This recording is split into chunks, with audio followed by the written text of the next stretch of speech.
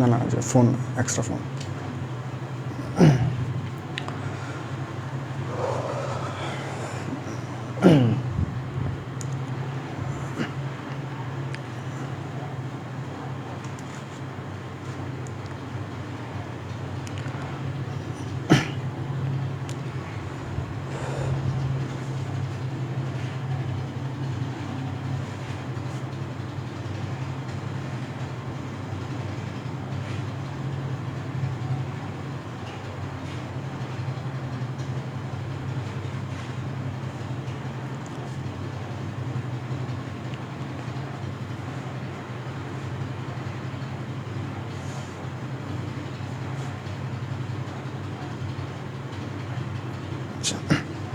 ওকে,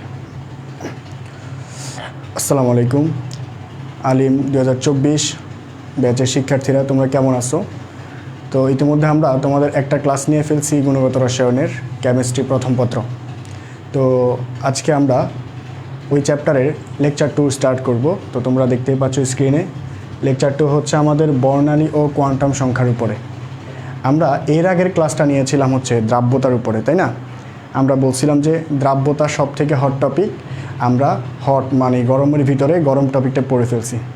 এখন ওইখান থেকে আমাদের একটা সৃজনশীল থাকবেই মাস্ট, বাট আনফর্চুনেটলি যদি একটা সৃজনশীল ওখান থেকে না আসে, আজকে যে টপিকগুলো পড়াবো সেখান থেকে থাকতে পারে, ঠিক আছে?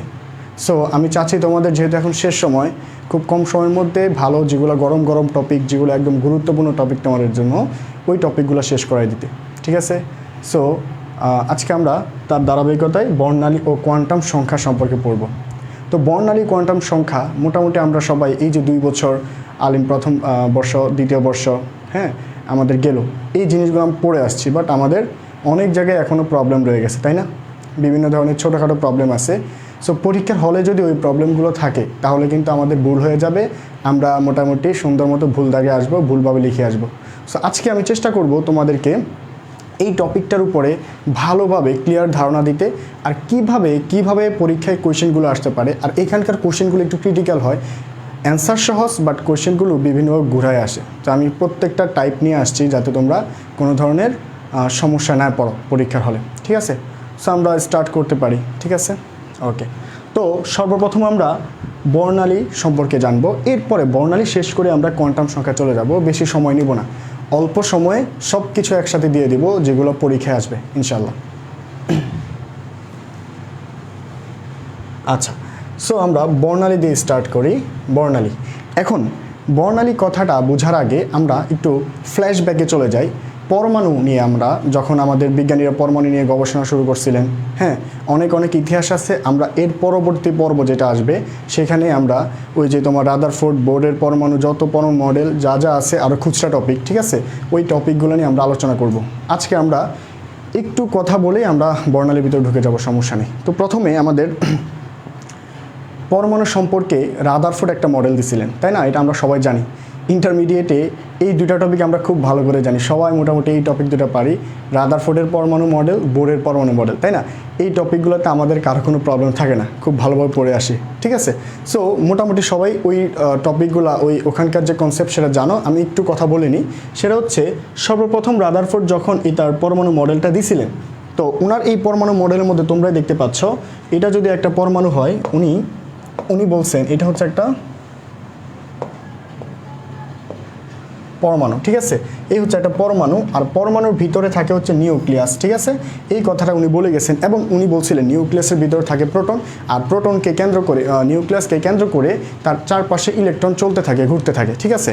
এখন এই জায়গাটা হচ্ছে আমাদের তার সীমাবদ্ধতা চলে আসে। এরপরে উনার এই সীমাবদ্ধতা থেকে, উনার এই কথার থেকে গবেষণা করতে করতে, তারই একজন তার ল্যাবে কাজ করতো, বিজ্ঞানী বোর। উনি গবেষণা করতে করতে উনি বললেন যে না, ঠিক আছে, আমার বস বা রাদারফোর্ড সাহেব যা বলে গেছেন তা কিন্তু সত্য, কিন্তু কথা হচ্ছে ইলেকট্রনগুলো এখানে যে হাঁটে, তার হাঁটার একটা রাস্তা আছে। ইলেকট্রনগুলো যে দৌড়ায়, এখানে চলাফেরা করে, তার একটা রাস্তা আছে, ঠিক আছে? ওই রাস্তাটাকেই তিনি কক্ষপথ নামে পরিচিত করছেন সবার কাছে। ইভেন বিজ্ঞানীরা, তার সময় যত বিজ্ঞানী ছিল সবাই কিন্তু এই জিনিসটাকে অ্যাকসেপ্ট করে নিয়েছেন, ঠিক আছে? ওকে, সো এই যে বিজ্ঞানী বোর আইসা কী করছে, এই যে রাস্তাগুলো সে তৈরি করছে, এই রাস্তাগুলোর মধ্যে আমাদের ইলেকট্রনটা হাঁটাহাঁটি করে, ঠিক আছে? এই রাস্তাগুলোর মধ্যে ইলেকট্রনটা হাঁটাহাঁটি করে বা চলাফেরা করে। এখন কথা হচ্ছে তাহলে বর্ণালী কীভাবে তৈরি হইলো? ঠিক আছে, প্রথমত উনি ঠিক আছে কক্ষপথের একটা থিওরি দিচ্ছেন, এটা অ্যাকসেপ্ট করছে সবাই। কক্ষপথ ওনার এই কথা সবাই অ্যাকসেপ্ট করছে। পরবর্তীতে তিনি আরও একটা কনসেপ্ট নিয়ে আসছেন, সেটা হচ্ছে যে ইলেকট্রনগুলো, এই যে এখানে আমার সুন্দর করে লেখা আছে, ইলেকট্রনগুলো কি করে? ফোটন শোষণ করে নিম্ন শক্তি স্তর থেকে উচ্চ শক্তি স্তরে চলে যাচ্ছে। ঠিক আছে, মানে হচ্ছে কি, মানে ইলেকট্রনগুলো ধরো আমাদের এখানে নিম্ন শক্তি স্তর, আমরা এটা হচ্ছে তার নিউক্লিয়াস, আর এটা হচ্ছে 1 নম্বর শক্তিস্তর। ঠিক আছে, 1 নম্বর শক্তিস্তর। আমরা একটু পরে এগুলোকে নামকরণ করব। একটা প্রথম শক্তিস্তর যেটা, সেটাকে N1 বলে, পরেরটাকে N2 বলে, আমরা একটু পরে এটা করব, সমস্যা নেই। এখন দেখো, এটা ধরো আমাদের N1 বা প্রথম শক্তিস্তর। ঠিক আছে, এখন ইলেকট্রন কি করে? ধরো একটা ইলেকট্রন এই প্রথম শক্তিস্তরে আছে। ঠিক আছে, সে এখান থেকে ফোটন শোষণ করে ধরো 2, 3, 4 নাম্বার যে শক্তিস্তর আছে, 4 নাম্বার শক্তিস্তরে চলে আসছে। 4 নম্বর শক্তিস্তর চলে আসছে। ফোটন মানে কি? ফোটন মানে আমরা ফিজিক্সে এতটুকু পড়ে আসছি, ফোটন মানে হচ্ছে কি, আলোর কণাগুলো সূর্য থেকে একটা প্যাকেট আকারে আসে। এই কথাটা আমাদের অ্যালবার্ট আইনস্টাইন বলে গেছেন। ঠিক আছে, ওই প্যাকেটটার নাম হচ্ছে ফোটন। হ্যাঁ, আচ্ছা, সো এখন তিনি বলছেন যে ইলেকট্রনগুলো যেই কক্ষপথে, নিম্ন কক্ষপথ থেকে উচ্চ কক্ষপথে যাওয়ার জন্য শক্তি খেতে শক্তি গ্রহণ করতে যায়, সেই শক্তিটাই হচ্ছে ফোটন শক্তি বা আলোক শক্তি। ঠিক আছে, আচ্ছা, এই কথাটা হচ্ছে, হ্যাঁ, এটা তিনি বলছেন যে ইলেকট্রনগুলো নিম্ন শক্তিস্তর থেকে উচ্চ শক্তিস্তরে ফোটনগুলোকে শোষণ করে যায়। আচ্ছা, এখন ভালো কথা, সে এখান থেকে শক্তি শোষণ করে 4 নম্বরে আসছে, 1 নম্বর থেকে 4 নম্বরে গেছে। এখন আবার তাকে 1 নম্বরে ফিরে আসতে হবে না? আচ্ছা, সো এখন এই 4 নম্বর থেকে সে আবার যখন 1 নম্বরে ফিরে আসবে, ওই যে শক্তিগুলো সে খেয়ে আসছে, গ্রহণ করে আসছে, এগুলোকে ছেড়ে দিবে। ভালো কথা, ঠিক আছে, এগুলোকে ছেড়ে দিবে। আচ্ছা, এই যে শক্তিগুলোকে ছেড়ে দিবে, এইটাকে বলা হচ্ছে বিকিরণ। ফোটন বা শক্তি বিকিরণ করে উচ্চ শক্তি স্তর থেকে নিচের শক্তি স্তরে নেমে আসছে ইলেকট্রন। ঠিক আছে, ইলেকট্রনগুলো প্রথমে ফোটনের শক্তি বা আলোক শক্তিটা গ্রহণ করে নিম্ন শক্তি স্তর থেকে উচ্চ শক্তি স্তরে পৌঁছায়। এরপরে সেখান থেকে ওই শক্তিগুলোকে বা ওই ফোটনটাকে বিকিরণ করে কি করে, আবার আগের জায়গায় ফিরে আসে। আচ্ছা, এই যে যখন বিকিরণ করে আগের জায়গায় ফিরে আসে, তখনই সে কিছু বর্ণ তৈরি করে, কিছু বর্ণ রিলিজ করে। শক্তি যখন রিলিজ করে, তার সাথে সাথে কিছু তরঙ্গ দৈর্ঘ্য রিলিজ করে, আর ওই তরঙ্গ দৈর্ঘ্যগুলো কিছু বর্ণ তৈরি করে। এই থিওরিটাই হচ্ছে আমাদের বর্ণালী থিওরি অথবা স্পেকট্রাম বলতে পারি আমরা এটাকে। ঠিক আছে, আচ্ছা, এই হলো আমাদের বর্ণালীর কনসেপ্ট। ওকে, তাহলে বর্ণালীর কনসেপ্ট আমাদের ক্লিয়ার।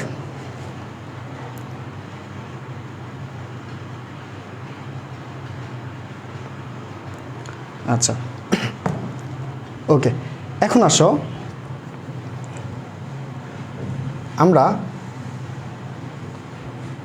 আচ্ছা, তাহলে আমরা যেটা পড়ে আসলাম যে ইলেকট্রন কি করে, নিম্ন কক্ষপথ থেকে উচ্চ কক্ষপথে ফোটন শক্তিটাকে গ্রহণ করে যায়, এরপরে ওখান থেকে ফোটন বা শক্তিটাকে রিলিজ করে আবার তার আগের কক্ষপথে ফিরে আসে। এখন আগের কক্ষপথে যখন ফিরে আসবে, হ্যাঁ, এখানে কিছু নাম আছে, আগের কক্ষপথে যখন ফিরে আসবে, সে যেই কক্ষপথে যাক না কেন, শেষ এনার্জি বা ফোটনটাকে শোষণ করে যেই কক্ষপথে যাক না কেন, তাকে একটা সময় তার আগের কক্ষপথে ফিরে আসতে হয়। ঠিক আছে, এখন ওই আগের কক্ষপথে যখন ফিরে আসে, তখন কিছু সিরিজ তৈরি হয় আমাদের। আচ্ছা, আমরা একে একে সবগুলো সিরিজ শিখে ফেলি। আচ্ছা, ধরো যেই কোনো কক্ষপথ থেকে ইলেকট্রন যখন প্রথম কক্ষপথে ফিরে আসে, ওই সিরিজটার নাম হবে লাইম্যান সিরিজ। ওই সিরিজটার নাম কি হবে? Lyman series. আচ্ছা, এরপরে যেই কোনো কক্ষপথ থেকে ইলেকট্রন যখন সেকেন্ড কক্ষপথে ফিরে আসে, 2 নম্বর কক্ষপথে ফিরে আসবে, তখন ওইটার নাম হবে বামার সিরিজ। ওটার নাম কি হবে? বামার সিরিজ। আচ্ছা, এরপর আবার যেই কোনো কক্ষপথ থেকে ইলেকট্রন তৃতীয় কক্ষপথে ফিরে আসলে সেটাকে প্যাসচেন সিরিজ বলা হয়। কি সিরিজ বলা হয়? প্যাসচেন সিরিজ বলা হয়। রাইট, আচ্ছা, 3টা গেল, আরও কিছু আছে। আবার সেমভাবে যেই কোনো কক্ষপথ থেকে একটু আগে 3 নম্বরে ফিরে আসছি, এখন আসবো 4র্থ কক্ষপথে। তাহলে যেই কোনো কক্ষপথ থেকে 4র্থ কক্ষপথে ফিরে আসলে সেটা হবে ব্রাকেট সিরিজ। এরপরে 5ম কক্ষপথে ফিরে আসলে সেটা হবে ফুন সিরিজ। এরপরে 6ষ্ঠ কক্ষপথে ফিরে আসলে সেটা হবে আমাদের হামফ্রিজ সিরিজ। তাই না? কয়টা সিরিজ হলো আমাদের? 1টা, 2টা, 3টা 4টা 5টা 6টা সিরিজ। তার মানে সংখ্যাটা এভাবে বলবা যে যেই কোনো কক্ষপথ থেকে 1 নম্বরে আসলে সেটা হবে কি লাইম্যান সিরিজ, 2 নম্বরে আসলে বামার সিরিজ, 3 নম্বরে আসলে প্যাস্টেন সিরিজ, 4 নম্বরে আসলে ব্রাকেট সিরিজ, এরপর হচ্ছে 5-এ আসলে ফুন্ড, 6-এ আসলে হচ্ছে হামফ্রিস। এখন এই সিরিজগুলো আমাদের মনে থাকে না, তাই না? হ্যাঁ, এই সিরিজগুলো আমাদের কি মনে থাকে না। আচ্ছা ঠিক আছে, এখন কিভাবে মনে রাখতে পারি আমরা? চলো একটা লাইন মনে রাখবা যে কি লাইলির বাম পাশে ব্রাকেট ফুল। লাইলি ধরো তোমাদের কোনো একটা বান্ধবীর নাম বা কোনো একটা মেয়ের নাম, ঠিক আছে? এখন ওইখান থেকে আমরা শিখবো লাইলির বাম পাশে ব্রাকেট ফুল। এখন হয়তো এই জামানায় লাইলি মজনু নামে কোনো নাম রাখা হয় না, আগে এই নামগুলো খুব রাখা হতো, লাইলি মজনু এইটা সেটা, ঠিক আছে? আচ্ছা যাই হোক, আমরা ধরো ওই লাইলি মজনু থেকে লাইলিকে নিয়ে আসলাম, তো লাইলির বাম পাশে আমরা কি ফুল ব্রাকেট ফুল বসাই দিছি, ঠিক আছে? ওকে, সো লাইলি দ্বারা কি বোঝায়? লাইলি দ্বারা বোঝা হচ্ছে লাইম্যান সিরিজ। বাম দ্বারা কি বোঝায়? বামার সিরিজ। পাশে দ্বারা কি বোঝায়? প্যাস্টেন সিরিজ। ব্রাকেট দ্বারা কি বোঝায়? Bracket series. ফুল দ্বারা কি বোঝায়? তোমরাই বলে ফেলো, ফুন্ড সিরিজ। ঠিক আছে, কয়টা পাইলাম? 5টা পাইলাম, আরও একটা বাকি রয়ে গেছে আমাদের। এখন সেটা কীভাবে মনে রাখবো? তো তোমরা তো একটু আগে স্ক্রিন দেখছো, আমার নাম কি হাফিজ ভাইয়া তোমাদের। সো সেখানে আমরা হ্যাঁ ওটা মনে রাখবো হচ্ছে কি হাফিজ থেকে হামফ্রিস সিরিজ। এটা হচ্ছে আমাদের লাস্টেরটা, ঠিক আছে? Humphreys series. তাহলে লাইলির বাম পাশে ব্রাকেট ফুল মনে থাকবে। এটা পরীক্ষার হলে যখন এই সিরিজগুলো প্যাচ লেগে যাবে, জাস্ট লাইলি মজনু থেকে লাইলিকে নিয়ে তার বাম পাশে একটা ব্রাকেট ফুল একটা ব্রাকেট বসায় দিবা, শেষ। মনে থাকবে আমাদের। ওকে, আচ্ছা ঠিক আছে।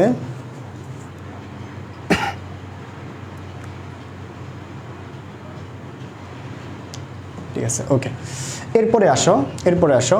তো আমরা এই কয়টা আমাদের 1 2 3 4 5 6টা সিরিজের মধ্যে আমরা মোটামুটি 3টা সিরিজ মাথায় রাখবো। ওই 3টা সিরিজ নিয়ে আমাদের ম্যাক্সিমাম কাজ করা হয়, ঠিক আছে?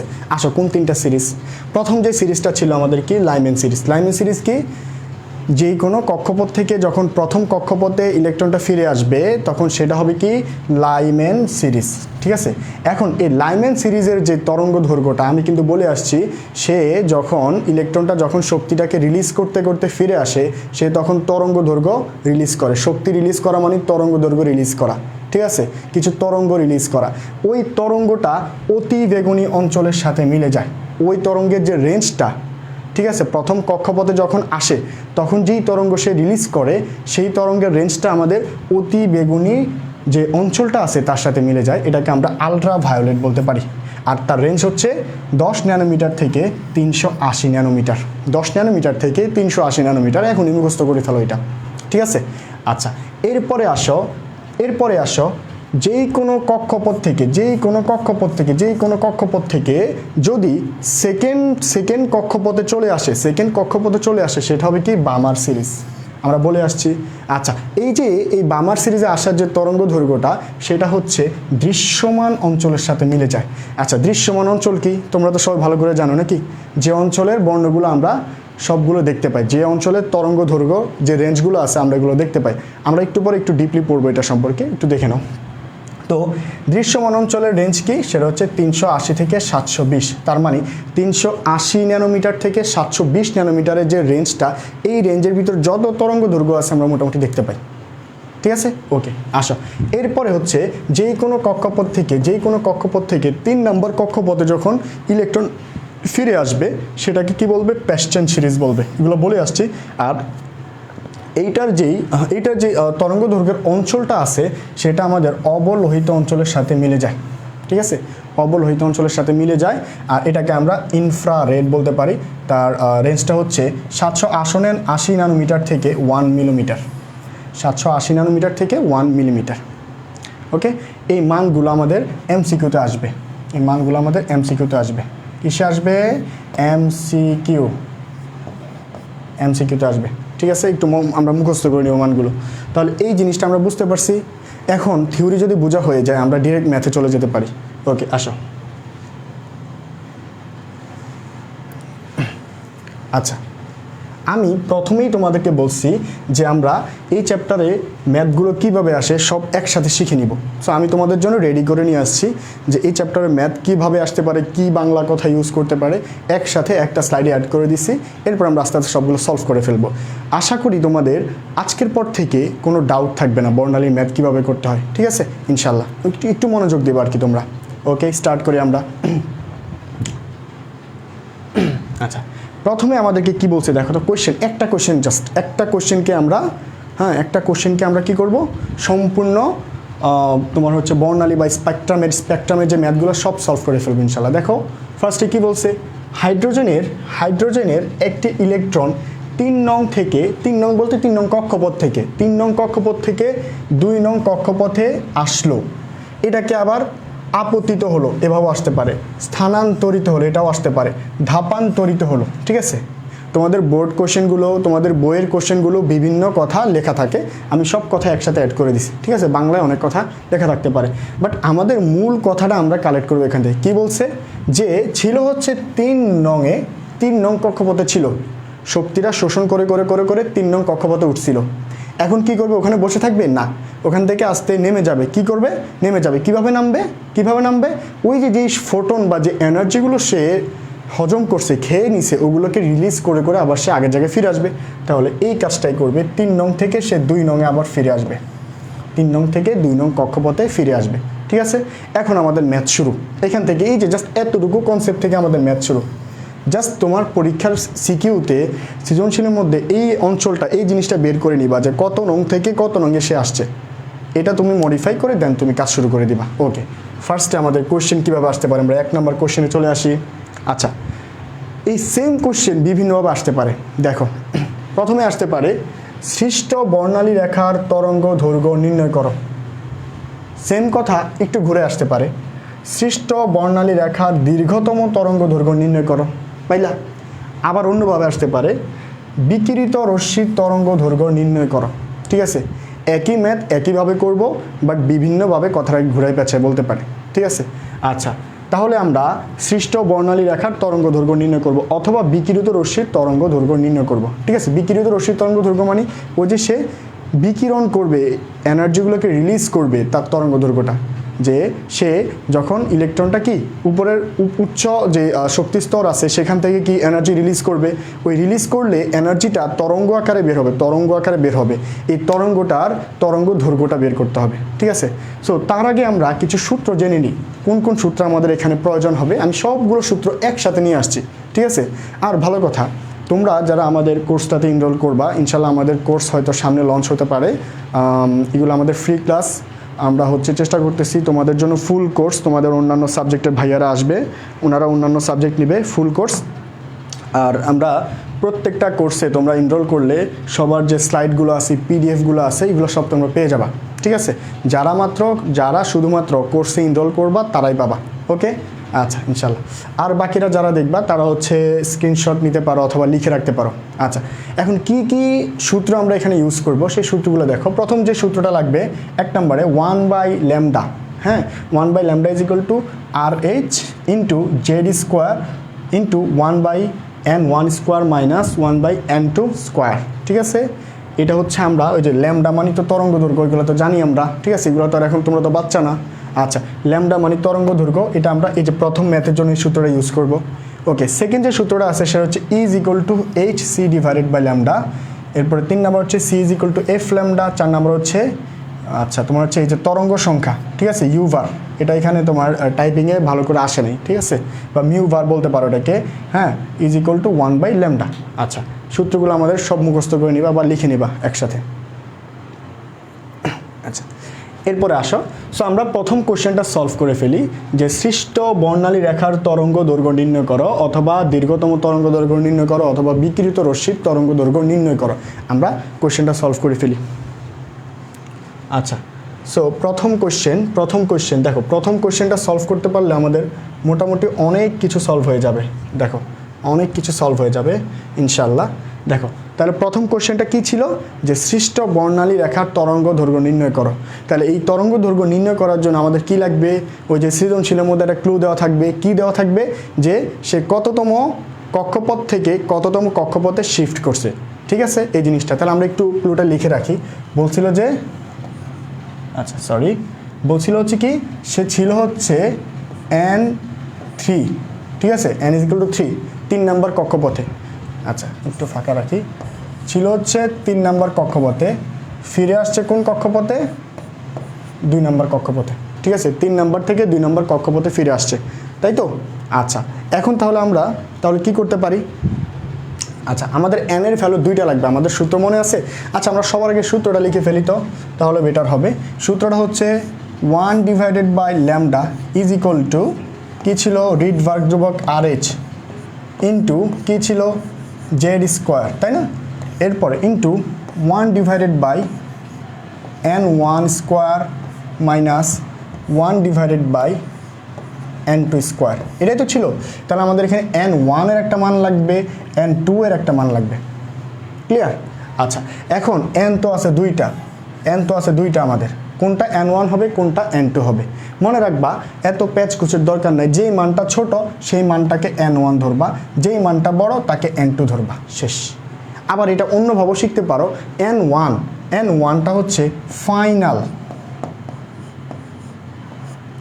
ফাইনাল জায়গা, যেটা ফাইনাল কক্ষপথ। n2 হচ্ছে ইনিশিয়াল কক্ষপথ। মানে কি? আচ্ছা আমাদেরকে ক্লু যখন বলছে সে N3 মানে হচ্ছে কক্ষপথ নাম্বার 3-তে ইলেকট্রনটা বসেছিল, ঠিক আছে, ধরো ওখানে বসে বসে চা খাচ্ছে, হ্যাঁ, এখন তার এনার্জি রিলিজ করার সময় হলো, সে এনার্জি রিলিজ করে আবার কি 2 নম্বর কক্ষপথে ফিরে আসছে, তাই না? এখান থেকে নেমে 2 নম্বর কক্ষপথে ফিরে আসছে। তাহলে সে ছিল কোথায়? ইনিশিয়াল মানে প্রাথমিক অবস্থায় ছিল কোথায়? N3-তে, ঠিক আছে, N3-তে 3 নম্বর কক্ষপথে। এরপরে সে ওখান থেকে চলে আসছে কোথায়? 2 নম্বর কক্ষপথে, তাই না? সো আমরা বলছিলাম যে N2-কে আমরা ধরবো হচ্ছে ইনিশিয়াল, এই যে 3 নম্বর কক্ষপথে সে ইনিশিয়াল অবস্থায় ছিল। এরপর বলছিলাম N1-কে ধরবো হচ্ছে আমরা কি ফাইনাল, এই যে N1-এ সে 2 নম্বর কক্ষপথে কি সে ফাইনালি ফিরে আসছে, তাই না? সো এত ঝামেলার দরকার নেই, যেটা ছোট মান তাকে N1 ধরবা, যেটা বড় মান সেটাকে N2 ধরবা, ঠিক আছে? তাহলে হয়ে যাবে আমাদের। আচ্ছা বুঝতে পারতেছো তোমরা?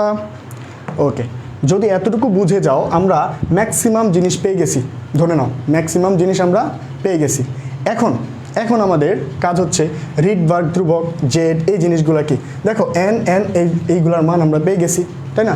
এখন আমরা বাকি কাজগুলো করব। আচ্ছা এখন রিডবার্গ ধ্রুবকের যে মানটা আছে সেটা আমরা একটু বসাই। রিডবার্গ ধ্রুবকের মান কি আমাদের? আচ্ছা এখন দেখো রিডবার্গ ধ্রুবক কি? রিডবার্গ ধ্রুবক হচ্ছে যে আমাদের ওই যে এখানে একটা কনস্ট্যান্ট, এটার মানটা হচ্ছে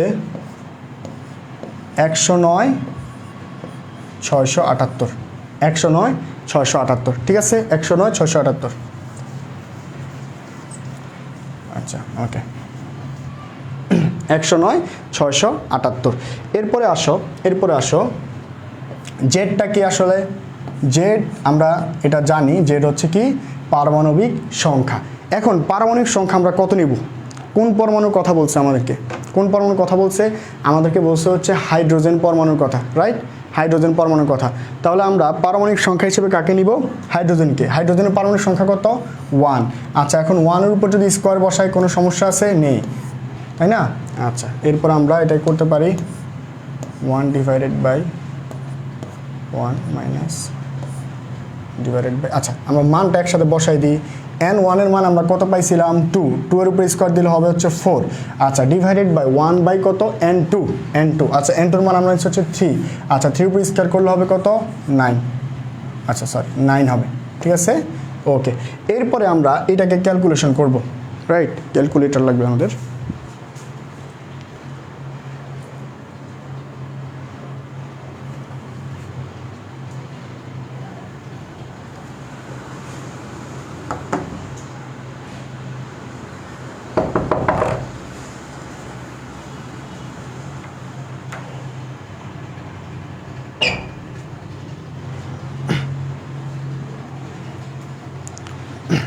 আচ্ছা ক্যালকুলেটরটা আসলে আপাতত আনফরচুনেটলি ক্যালকুলেটরটা নেই।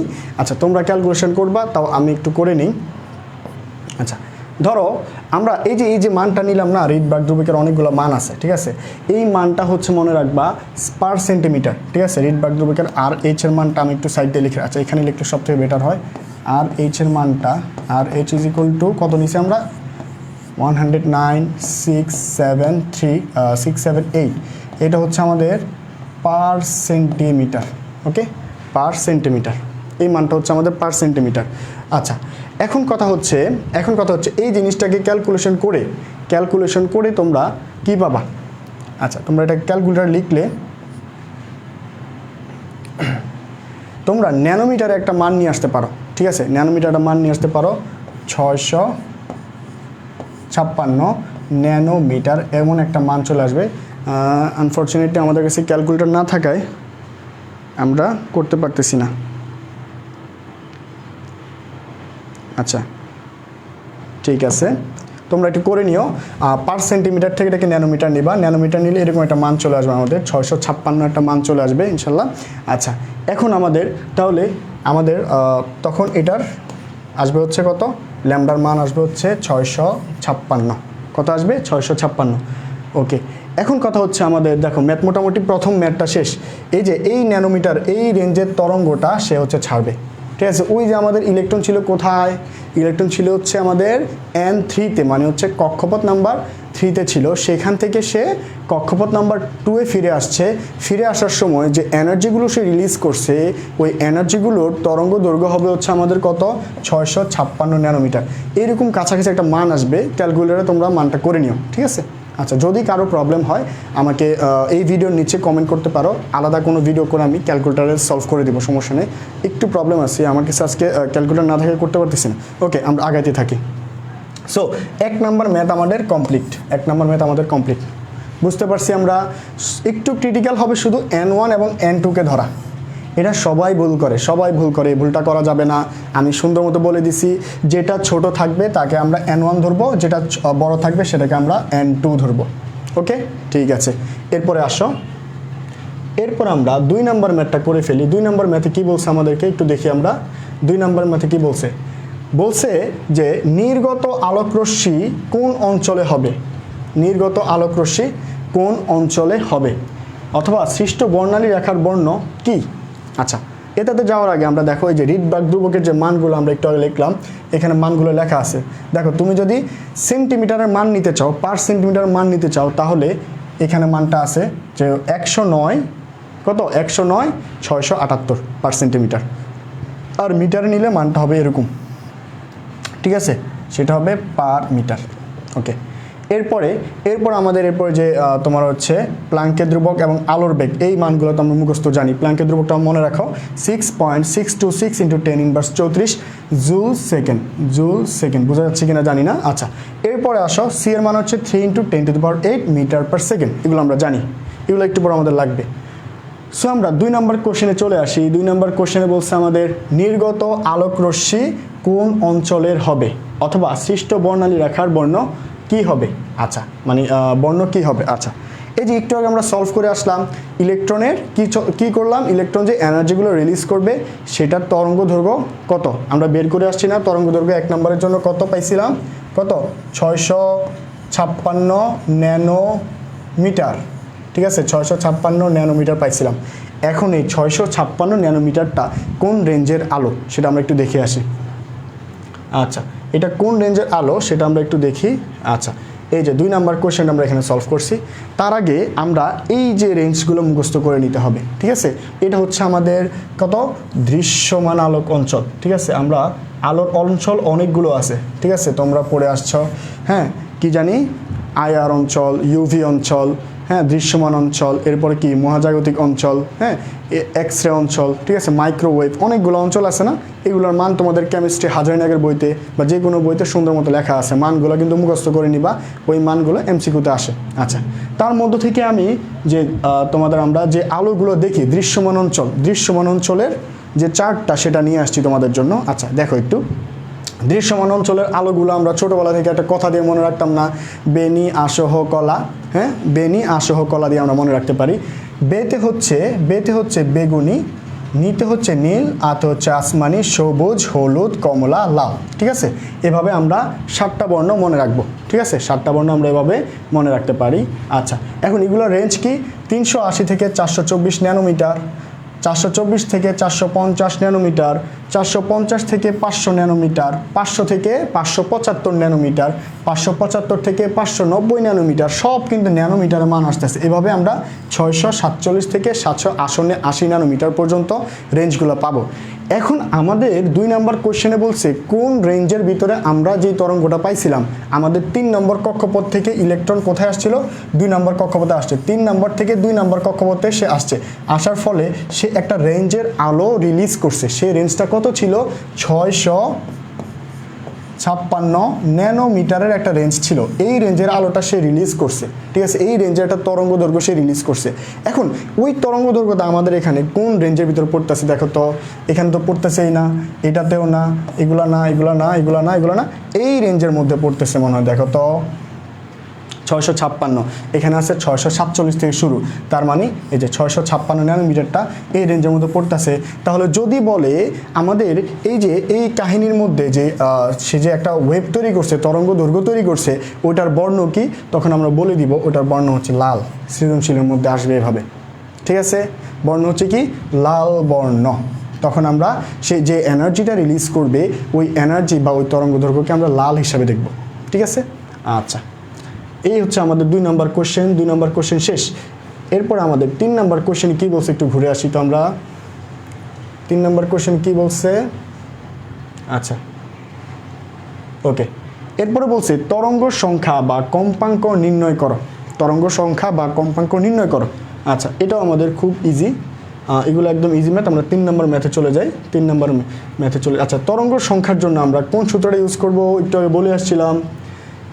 তরঙ্গ সংখ্যার জন্য বা তরঙ্গ সংখ্যার জন্য আমরা এই সূত্রটা ইউজ করব। ঠিক আছে, mu bar is equal to 1 by lambda. এখন ল্যামডার মান কিন্তু আমরা প্রথম কোশ্চেনে পেয়ে গেছি। ল্যামডার মান প্রথম কোশ্চেনে পেয়ে গেছি কত? 656 ন্যানোমিটার। ঠিক আছে, আচ্ছা, ওইখান থেকে আমরা জাস্ট এখানে ল্যামডার মানটা বসাই দিব। ল্যামডার মানটা বসাই দিব, চলো। আচ্ছা, আমরা ল্যামডার মানটা বসাই দিই। ল্যামডার মানটা বসাই দিলে আমরা পেয়ে যাব কত? আচ্ছা, আমরা 3 নম্বর কোশ্চেনে তরঙ্গ সংখ্যাটা বের করতে বলছে। তরঙ্গ সংখ্যা বের করার জন্য আমাদের সূত্র হচ্ছে mu bar is equal to 1 divided by lambda. ঠিক আছে, আচ্ছা, ল্যামডার মান আমরা কত পাইছিলাম? 656 ন্যানোমিটার পাইছিলাম। এখন এটা তোমরা ক্যালকুলেটরে ক্যালকুলেশন করলে একটা মান পেয়ে যাবা, যে কোনো একটা মান পেয়ে যাবা। ওইটাই হচ্ছে আমাদের তরঙ্গ সংখ্যা। ঠিক আছে, তো তার থেকে সব থেকে ভালো হয় কি, তোমরা এই মানটাকে আবার মিটারে নিয়ে যাবা। মিটারে নিয়ে গেলে এই মানটাকে মিটারে কনভার্ট করবা, করে তারপর কাজ করবা। ন্যানোমিটার রাখলে হবে, সমস্যা নেই, তবে সব থেকে বেটার হবে মিটারে নিয়ে কাজ করা। ঠিক আছে, আচ্ছা, 3 নাম্বারটাও আমাদের হয়ে গেছে। এখন 4 নাম্বারে কি বলছে আমরা একটু আসি তো।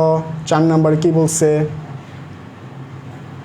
আচ্ছা, 4 নাম্বারে বলছে হচ্ছে, না সরি, 3 নাম্বারে আরেকটা অংশ বাকি আছে আমাদের। বলছে কম্পাঙ্ক সংখ্যা নির্ণয় করো। আমরা তরঙ্গ সংখ্যা বের করছি কি সূত্র দিয়ে? এই সূত্র দিয়ে। এখন বলছে কম্পাঙ্ক নির্ণয় করো। কম্পাঙ্ককে ইংলিশে আমরা কি বলি? ফ্রিকোয়েন্সি বলি না? ফ্রিকোয়েন্সি বের করতে বলছে, একদম ইজি। ফ্রিকোয়েন্সি কোন সূত্র দিয়ে বের করা যাবে বলো তো? যেখানে ফ্রিকোয়েন্সি আছে, এফ আছে, এই যে এই সূত্রের মধ্যে এফ আছে না, তাহলে আমরা এই সূত্র থেকে আমরা ফ্রিকোয়েন্সি বের করতে পারি ইজিলি। তাহলে c is equal to f lambda. এটার মূল সূত্র ছিল v is equal to f lambda ছিল। ঠিক আছে, যেহেতু এখানে আলো রিলেটেড কথাবার্তা, এই জন্য এখানে সি কথাটা চলে আসছে, আলোর বেগ সি চলে আসছে। সো আমরা এখানে করতে পারি কি? আচ্ছা,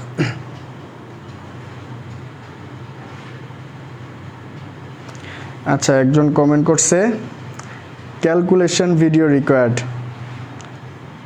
আচ্ছা, ঠিক আছে, আপনি হচ্ছে সলভ করে দেখান। আপনি সলভ করে দেখান, আপনার যদি প্রবলেম হয় তাহলে আমরা ক্যালকুলেশন ভিডিও দেব ইনশাল্লাহ। আচ্ছা, ওকে, ঠিক আছে।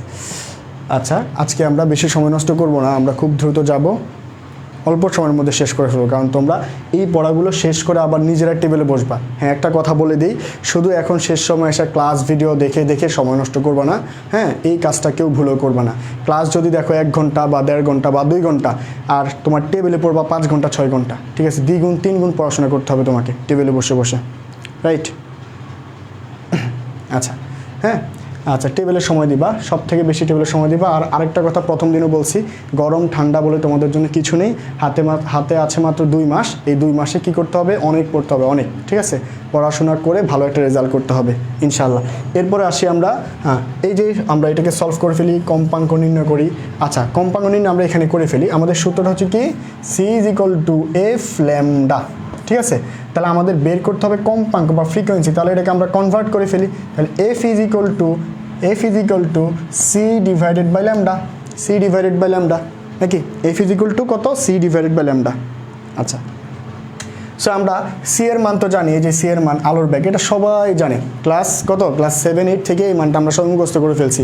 এরপরে ল্যামডা আমরা অলরেডি বের করে ফেলছি। ল্যামডার মান কত আছে? সি এর মান হচ্ছে আমাদের 3 × 10⁸। আর ল্যামডার মান হচ্ছে কত? 656। এই মানটা বসাই দিলে। আবারও একটা কথা বলি, এখানে আমি কিন্তু বারবার ন্যানোমিটারের মানটা বসাচ্ছি। তোমরা চেষ্টা করবা এখানে মিটারে কনভার্ট করে মানটা বসাইতে। ক্যালকুলেটর নেই বিধায় আমি মিটারে বসাইতে পারতেছি না। ঠিক আছে, তোমরা কি করবা? এই মানগুলো মিটারে কনভার্ট করে বসাবা। আচ্ছা, তাহলে ন্যানোমিটার বসালে হয়ে যাবে, সমস্যা নেই। তবে বোর্ড পরীক্ষা রিস্ক নেওয়ার দরকার নেই, তোমরা মিটারে কনভার্ট করে বসাবা। তাহলে আমি ওই মানটাই রাখলাম, তোমরা কি মিটারে কনভার্ট করে বসা। তাহলে এই যে আমাদের ফ্রিকোয়েন্সি বের হয়ে যায়। ঠিক আছে, আমাদের ফ্রিকোয়েন্সিও কিন্তু বের হয়ে গেছে। একদম ইজি না ম্যাথগুলো? একদম ইজি। ঠিক আছে, আশা করি এগুলো নিয়ে কোনো সমস্যা হবে না ইনশাল্লাহ। আশা করি এগুলো নিয়ে কোনো সমস্যা হবে না। আচ্ছা আচ্ছা, ঠিক আছে। এরপরে আসো কি বলছে আমাদের 4 নম্বর ম্যাথে কি বলছে দেখো। আমাদের পড়া কিন্তু প্রায় বর্ণালী সম্পর্কে পড়া লেখা কিন্তু মোটামুটি শেষ হয়ে যাচ্ছে। তোমরা 2 বছরে যে জিনিসটা অনেকবার অনেক সময় দিয়ে পড়ছো, সেই জিনিসটা আমি মাত্র আধা ঘন্টার ভিতরে শেষ করে ফেলতেছি, তাই না? অনেক মজা লাগতেছে। হ্যাঁ, এভাবে আমরা আমাদের এই কোর্সটাকে এভাবে সাজাইছি যাতে তোমাদের বোর্ড পরীক্ষায় মোস্ট ইম্পর্টেন্ট টপিক যেগুলো আসে, ওই টপিকগুলোকে আমরা খুব কম সময়ে কিভাবে গুছিয়ে পড়া যায় সেই সিস্টেমে আমরা আমাদের সকল স্লাইড গুছাইছি তোমাদের জন্য। তোমরা শুধুমাত্র কষ্ট করে আমাদের কোর্সে এনরোল করে ফেলবা ইনশাল্লাহ। আমরা এখান থেকে ইভেন আমরা যে স্লাইডগুলো করি ওগুলো তোমাকে দিয়ে দিব একদম।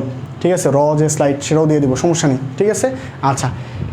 সো এখন আসো 4 নাম্বার যে ম্যাথটা, সেটা কি বলছে? বিকিরিত শক্তির পরিমাণ নির্ণয়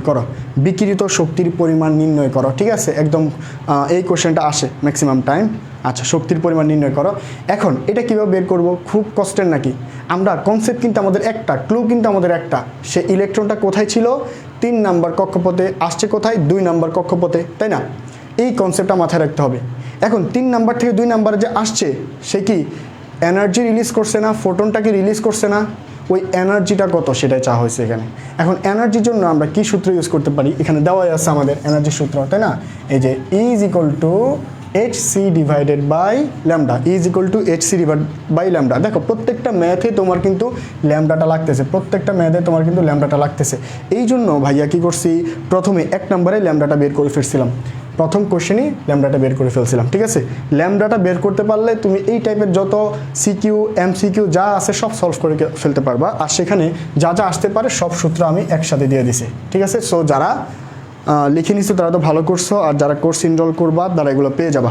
আচ্ছা, ঠিক আছে। সো আমরা এইটার জন্য এই যে বিকিরিত শক্তির পরিমাপের জন্য এনার্জির সূত্রটা ইউজ করব। এনার্জির সূত্রটা হচ্ছে E = hc divided by lambda, তাই তো? hc divided by lambda. আচ্ছা, ঠিক আছে, hc ডিভাইডেড বাই ল্যামডা। এখন h এর ভ্যালু কি? h মানে কি? h কার ধ্রুবক মনে আছে তো? আচ্ছা, h হচ্ছে প্লাঙ্কের ধ্রুবক। h হচ্ছে প্লাঙ্কের ধ্রুবক। এটার মান হচ্ছে বিভিন্ন বইতে বিভিন্নভাবে দেওয়া আছে, সেটা হচ্ছে পয়েন্টের পরে এই মানটা, সমস্যা নেই, তোমরা এটা ইউজ করতে পারো। 6.626, আবার ফিজিক্সে হচ্ছে 6.63, হ্যাঁ, এরকম ইউজ করে। সো আমরা ওই মানটা না নিলেও পারি। কেমিস্ট্রির জন্য এই মানটা ইউজ করবো আমরা। ঠিক আছে, 6.626 × 10⁻34 জুল সেকেন্ড। আচ্ছা, এখন আমরা h এর মান বসাই দিব। c এর মান কি? আলোর বেগ। এই যে আলোর বেগটা বসাই দিব। c = 3 × 10⁸ metre per second. বেগের একক মিটার পার সেকেন্ড। আচ্ছা, এরপর আমরা ওই যে ল্যামডা যে জিনিসটা ছিল 656, ঠিক আছে, 656। হ্যাঁ এই জিনিসটা আমরা হচ্ছে কি বসাই দিব। দেখো ল্যামডার মানটা আবারও এখানে প্রয়োজন হয়েছে, এখানে বসাই দিছি, দেন আমাদের এনার্জি একটা মান চলে আসবে। আবারও বলতেছি ল্যামডার মানটা তোমরা মিটারে নিয়ে করবা, ক্যালকুলেটার না থাকে করতে পারতেছি না। আচ্ছা ওকে, এই গেল আমাদের বর্ণালী রিলেটেড যত টাইপের ম্যাথ আমাদের বোর্ডে আসে। আরও ম্যাথ আছে, আরও অনেক ম্যাথ আছে, ঠিক আছে, ওই ম্যাথগুলো আমাদের এখন করার দরকার নেই, যেহেতু শেষ সময়, বারবার বলতেছি শেষ সময় কিন্তু সব পড়া যাবে না। শেষ সময় পড়তে হবে কোনগুলো, একদম মূল টপিক, গুরুত্বপূর্ণ কোর যে টপিকগুলো আছে ওগুলো পড়তে হবে। সো সেই জন্য আমি যেই কোয়েশ্চেনগুলো তোমাদের বোর্ডে আসে বারবার, সেই কোয়েশ্চেনগুলো নিয়ে আসছি এখানে, ঠিক আছে। আর কিভাবে আসে সেটাও প্রত্যেকটা জিনিস লিখে দিচ্ছি এখানে। আচ্ছা, সো এই কোয়েশ্চেনগুলো তোমরা কোয়েশ্চেন সহ ভালো করে নোট করে এগুলো শিখে নিবা, ওকে। এর বাইরে ম্যাথ করার কোনো দরকার নেই। আরেকটা ম্যাথ আছে, সেম ম্যাথ একটু পেঁচায় দেয়, দেখো সেই ম্যাথটা কি। আচ্ছা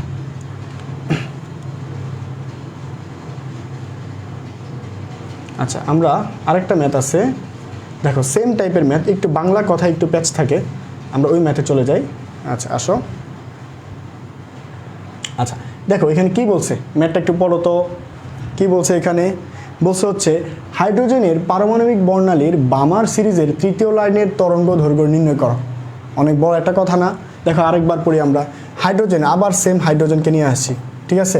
আচ্ছা ওখানে আমরা তরঙ্গ দৈর্ঘ্য বের করছিলাম না, 1/λ = রিডবার্গ ধ্রুবক, ওখানে আমাদের ইন্টু জেড স্কোয়ার ছিল না, এই জেড স্কোয়ার কিন্তু পারমাণবিক সংখ্যা ছিল। সো যেই পরমাণু বলবে সেই পরমাণুর পারমাণবিক সংখ্যা বসাবা। ওখানে আমরা 1 বসাইছি কারণ হাইড্রোজেন হচ্ছে পারমাণবিক সংখ্যা 1। আর অন্য কোনো পরমাণু যদি সাপোজ সোডিয়াম আসে, তাহলে সোডিয়ামের জন্য কত বসাবা, সোডিয়ামের জন্য পারমাণবিক সংখ্যা 11, আর উপরে থাকবে একটা স্কোয়ার, ঠিক আছে, এভাবে বসাবে কিন্তু। আচ্ছা চলে আসো, হাইড্রোজেনের পারমাণবিক বর্ণালীর বামার সিরিজের তৃতীয় লাইনের তরঙ্গ দৈর্ঘ্য নির্ণয় করো। এখানেও তরঙ্গ দৈর্ঘ্য নির্ণয় করতে বলছে, ঠিক আছে, তরঙ্গ দৈর্ঘ্য নির্ণয় করতে বলছে। সো আমরা জানি তরঙ্গ দৈর্ঘ্য নির্ণয় করতে হলে আমাদের n1 এবং n2 এর প্রয়োজন হয়। এই দুটা পেয়ে গেলে আমরা বাকিগুলো খুব সুন্দর মতো বসাই দিতে পারি, ঠিক আছে। এই ম্যাথগুলোতে একটু কঠিন জায়গাটাই হচ্ছে এটা, n1 এবং n2। সো আমরা দেখো এখানে n1 এবং n2 কিছুই বলে নেই। এর আগের ম্যাথটাতে বলছে যে n3-তে ছিল, n2-তে শিফট করছে, এখানে কিন্তু এমন কিছু বলে নেই। দেখো তো কিছু বলছে, বলছে হচ্ছে বামার সিরিজের তৃতীয় লাইনের তরঙ্গ দৈর্ঘ্য নির্ণয় করো। কেমন হলো কথাটা, আমাদের মূল যেটা দরকার ছিল সেটা কিন্তু বলে নেই। আচ্ছা আসো আমরা একটু বের করি n1 n2 কোথায় লুকায় আছে নাকি। আচ্ছা দেখো বলছে বামার সিরিজের তৃতীয় লাইন, বামার সিরিজে চলে আসো আগে। বামার সিরিজ কোনটা, বামার সিরিজ কোনটা মনে আছে? আচ্ছা আবার বলি, আমাদের লাইম্যান সিরিজ কোনটা ছিল, যেই কোনো কক্ষপথ থেকে এক নাম্বার কক্ষপথে আসলে সেটা হচ্ছে কি লাইম্যান সিরিজ। এক নাম্বার কক্ষপথে আসলে সেটা হচ্ছে কি লাইম্যান সিরিজ, ওকে, লাইম্যান সিরিজ। 2 নাম্বার কক্ষপথে ফিরে আসলে সেটা হচ্ছে বামার সিরিজ। তার মানে 2 নাম্বার কক্ষপথটাকে বামার সিরিজ হিসাবে কল্পনা করবা, ঠিক আছে। এখন বলছে বামার সিরিজের তৃতীয় লাইনের তরঙ্গ দৈর্ঘ্য, তাহলে বামার সিরিজ থেকে তৃতীয় লাইনে যাও, এটা হচ্ছে বামার সিরিজ, এখান থেকে তৃতীয় লাইনে যাব 1 2 3, এখান থেকে তৃতীয় লাইনে 1 2 3, তৃতীয় লাইনে যেতে হবে, ঠিক আছে। এখন এই তৃতীয় লাইন থেকে তরঙ্গ দৈর্ঘ্য নির্ণয় করো, ঠিক আছে। মানে হচ্ছে ইলেকট্রনটা মূলত এই তৃতীয় লাইনে অবস্থান করতেছে, ঠিক আছে, ইলেকট্রনটা মূলত এই তৃতীয় লাইনে অবস্থান করতেছে। আচ্ছা ওকে, সেখান থেকে সে কি করছে, সেখান থেকে সে হচ্ছে হ্যাঁ তোমার কি এনার্জি রিলিজ করতে করতে নিচে নামছে। সে এখন কথা হচ্ছে আমরা বামার সিরিজ, এখানে আমি বলছিলাম যে বামার সিরিজ কত, n1 হচ্ছে কি n2, n1 এর মান হচ্ছে 2, আর যেটা ছোট হবে সেটাকে আমরা কি ধরবো, n1 ধরবো, ঠিক আছে, n1 ধরে ফেললাম। এখন n2 কিভাবে হবে, আচ্ছা n2 হবে হচ্ছে, দেখো ইলেকট্রনটা যখন শক্তি রিলিজ করবে সে অবশ্যই বামার সিরিজ আসবে, বাট ইলেকট্রনটাকে আমরা এখান থেকে মানে হচ্ছে যেখানে আছে সেটা আমরা কীভাবে গণনা করব, নিচ থেকে গণনা করবো, সবসময় নিচ থেকে গণনা করব, ঠিক আছে। কিভাবে, 1 1 2 3 4 5, সে মূলত 5 নাম্বারে আছে। আমরা যখন ইলেকট্রন কোথায় আছে, মূলত কোন অবস্থানে আছে, কোন জায়গা থেকে কোথায় আসবে সেটা আমরা আগে দেখো। ইলেকট্রন আসে হচ্ছে 5 নাম্বারে, মানে ধরো এই কক্ষপথে আছে, এই কক্ষপথে ইলেকট্রন আসে, আসবে হচ্ছে বামারে। এখন এই কক্ষপথটা কিন্তু আমরা বামার থেকে গুনবো না, 9 আকার না। দেখো এই জায়গাটা সবাই কিন্তু ভুল করে, বামার থেকে কিন্তু গুনবো না, বামার থেকে গুনলে কিন্তু আমাদের 1 2 3 আসে, n এর মান তখন 3 আসে, কিন্তু আমরা এটা গুনবো কই থেকে, ইলেকট্রন কোথায় আছে, এই লাইনের মধ্যে আছে, এই লাইনটা গুনবো হচ্ছে কই থেকে, একদম নিচ থেকে 1 2 3 4 5, ঠিক আছে। সো তখন আসবে হচ্ছে 5, আর 5 যেহেতু বড় ওটাকে আমরা n2 ধরবো, 2 হচ্ছে ছোট এটাকে আমরা n1 ধরছি, n1, আর 5 হচ্ছে বড় এটাকে আমরা n2 ধরছি। এই কথাটা মাথায় রেখো, ফাইনাল ইনিশিয়াল ওভাবে করতে গেলে তোমরা প্যাচ লাগাই ফেলবা। এর জন্য বলছি যেটা ছোট হবে সেটা হবে n1, যেটা বড় হবে সেটা হচ্ছে কি n2। সো আমরা সেমভাবে সূত্রটা বসাই ফেলি, 1/λ is equal to RH into Z square into 1/n1 square minus 1/n2 square. হ্যাঁ, তাহলে আমরা n1 কত পাইলাম, n1 পাইছে হচ্ছে 2, n2 কত পাইলাম, n2 হচ্ছে আমাদের 5, ঠিক আছে। জাস্ট এই মানগুলো এখানে বসাই দেবো আর রিড বাদ দেবো, কারণ মান তো আমরা জানি, ঠিক আছে। কত 109678, আর এখানে যেহেতু হাইড্রোজেন বলছে তাহলে এটার মান কত হবে 1 স্কোয়ার, ঠিক আছে। শেষ, এটাকে তোমরা আবার ক্যালকুলেশন করবা, হ্যাঁ, অ্যান্সার চলে আসবে। তাহলে এখানে আমাদের একটু ক্রিটিক্যালিজম কি ছিল আমাদের, যে আমাদের n1 এবং n2টাকে বের করা। পাইছি আমরা, যেই সিরিজ বলবে, যেই সিরিজ বা আমার সিরিজ, যেই সিরিজ বলবা, যেই সিরিজ তারা বলবে সেটা হবে আমাদের n1, সেখানে আমাদের n1 এর ভ্যালু থাকবে। আর এরপরে যত নাম্বার লাইন বলবে তত নাম্বার লাইন হবে আমাদের n2, ঠিক আছে।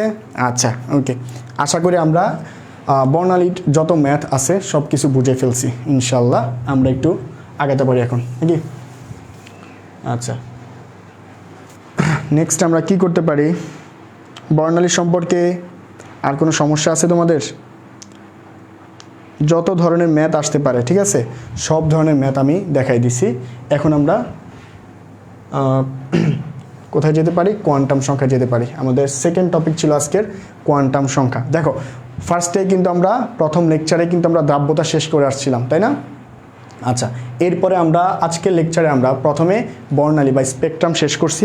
এখন আমরা শেষ করব হচ্ছে কি কোয়ান্টাম সংখ্যা। এটাও কিন্তু খুব গুরুত্বপূর্ণ, এখান থেকে সিকিউ প্লাস এমসিকিউ মাস্ট থাকবে, এটা তুমি লিখে রাখো। কোয়ান্টাম সংখ্যা থেকে এমসিকিউ মাস্ট থাকবে, একটা অথবা তার অধিক, দুইটাও থাকতে পারে, ঠিক আছে।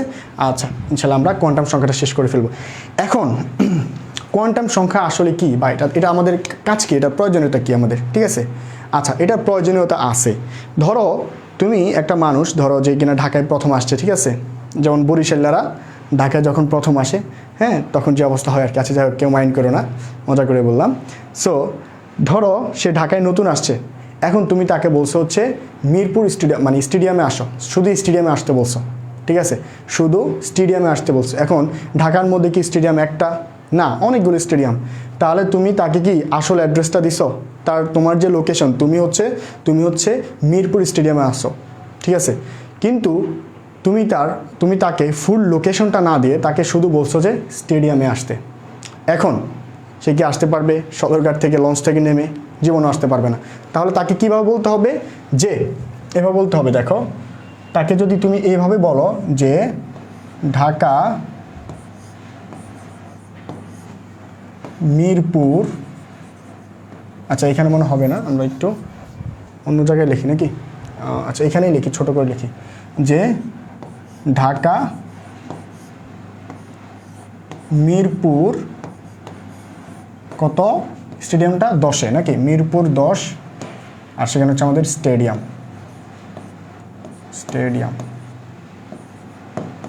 এখানে আসতে হবে। তাহলে কয়টা কথা বলা লাগবে তোমাকে? 4টা কথা, 1টা 2টা 3টা 4টা। এখন এইভাবে যদি তুমি তাকে লোকেশনটা দাও, তার কি আসতে কোনো প্রবলেম হবে? সে তোমাকে আর কিন্তু সেকেন্ড টাইম কোনো ফোন দিবে না, সে এই লোকেশনটা ধরে চলে আসতে পারবে। আর যদি শুধু বলো স্টেডিয়ামে আসো, তাহলে দেখো তোমারও 12টা বাজবে, ওর 12টা বাজবে, তোমার ফোন দিতে বিরক্ত করে ফেলবে, তাই না? এরকমই তো হয় আমাদের নর্মালি। সো আমরা কাউকে লোকেশন দিতে হলে কি ফুল লোকেশন আমরা তাকে দিব। আচ্ছা, সো এখন দেখো, তাহলে এই কথাগুলো কেন বললাম? এই কথাগুলো বলার কারণ হচ্ছে, আমরা যদি কোনো একটা ইলেকট্রনকে সে কোথায় লুকায় আছে, কোথায় আছে, তার লোকেশনটা জানতে চাই, তাহলে আমাদের এরকম কিছু সংখ্যা, এরকম কিছু জিনিসের প্রয়োজন হয়, এরকম 4টা জিনিসের প্রয়োজন হয়। ওই 4টা জিনিসকেই, ওই 4টা সংখ্যাকেই কোয়ান্টাম সংখ্যা বলা হয়। বুঝতে পারছো? ইলেকট্রনকে খুঁজে বের করার জন্য ইলেকট্রনকে খুঁজে বের করার জন্য আমাদের এরকম 4টা ইনফরমেশনের প্রয়োজন হয়, সেই ইনফরমেশনগুলোই হচ্ছে আমাদের কোয়ান্টাম সংখ্যা। বুঝতে পারছি? আচ্ছা, এখন কীভাবে ইনফরমেশনগুলো আমরা কালেক্ট করব, চলো আমরা একটু বোঝার চেষ্টা করি।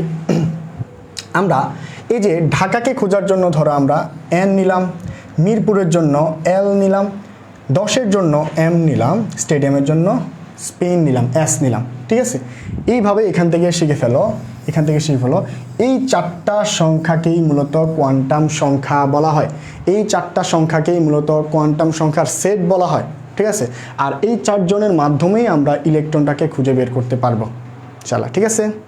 আচ্ছা, এই 4 জনের মাধ্যমে আমরা এখন ইলেকট্রনকে খুঁজে বের করব।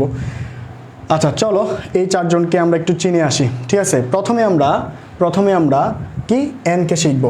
এন মানে কি? এন মানে হচ্ছে প্রধান কোয়ান্টাম সংখ্যা। মাথায় রাখবে, এন মানে হচ্ছে প্রধান কোয়ান্টাম সংখ্যা।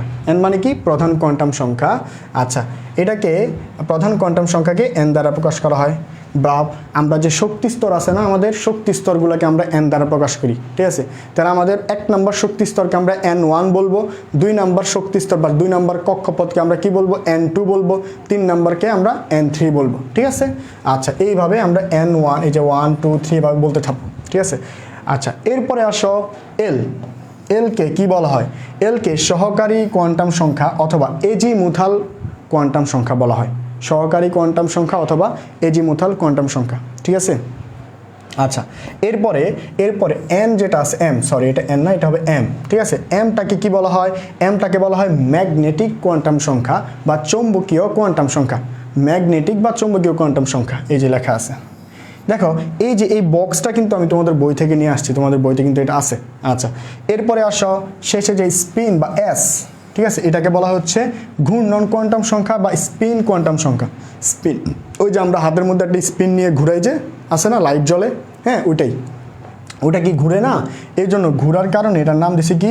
ঘূর্ণন কোয়ান্টাম সংখ্যা, অথবা এটাকে আমরা স্পিন বলতে পারি, স্পিন কোয়ান্টাম সংখ্যা বলতে পারি। ঠিক আছে, আচ্ছা আসো এবার আসো 4টা কোয়ান্টাম সংখ্যার নাম আমরা জেনে নিছি। ঠিক আছে, এখন প্রধান কোয়ান্টাম সংখ্যা এটা দ্বারা আমরা এন বের করছি, আর এন এর মানগুলো হচ্ছে 1 2 3 4 5। কী হিসাবে আমরা এন এর মানগুলো ধরবো? যত নম্বর কক্ষপথ থাকবে তত নাম্বার এন হবে। ঠিক আছে, N1 মানে হচ্ছে প্রথম কক্ষপথ, N2 মানে হচ্ছে দ্বিতীয় কক্ষপথ, এভাবে আসতে থাকবে। এন নিয়ে আমাদের কোনো প্যারা নেই, মানে প্রথম কোয়ান্টাম যেটা প্রধান কোয়ান্টাম সংখ্যা সেটা নিয়ে আমাদের কোনো প্রবলেম নেই। প্রবলেম হচ্ছে এই যে আমরা এখানে লিখে দিচ্ছি প্রধান কোয়ান্টাম সংখ্যার মানগুলো এভাবে 1 2 3 এভাবে যেতে থাকবে। সমস্যা হচ্ছে পরে যে কোয়ান্টাম সংখ্যা আছে এইগুলোতে আমাদের প্যাচ লাগে। ঠিক আছে, পরেরটা কোনটা? সহকারী কোয়ান্টাম সংখ্যা, যার আরেক নাম হচ্ছে এজিমুথাল। ঠিক আছে, আচ্ছা এটাকে কীভাবে বের করব? এটাকে আমরা এল দ্বারা প্রকাশ করি। এটার মানটা হচ্ছে 0 থেকে n-1, 0 থেকে n-1, বুঝছো? 0 থেকে n-1। আচ্ছা, 0 থেকে n-1 মানে কি?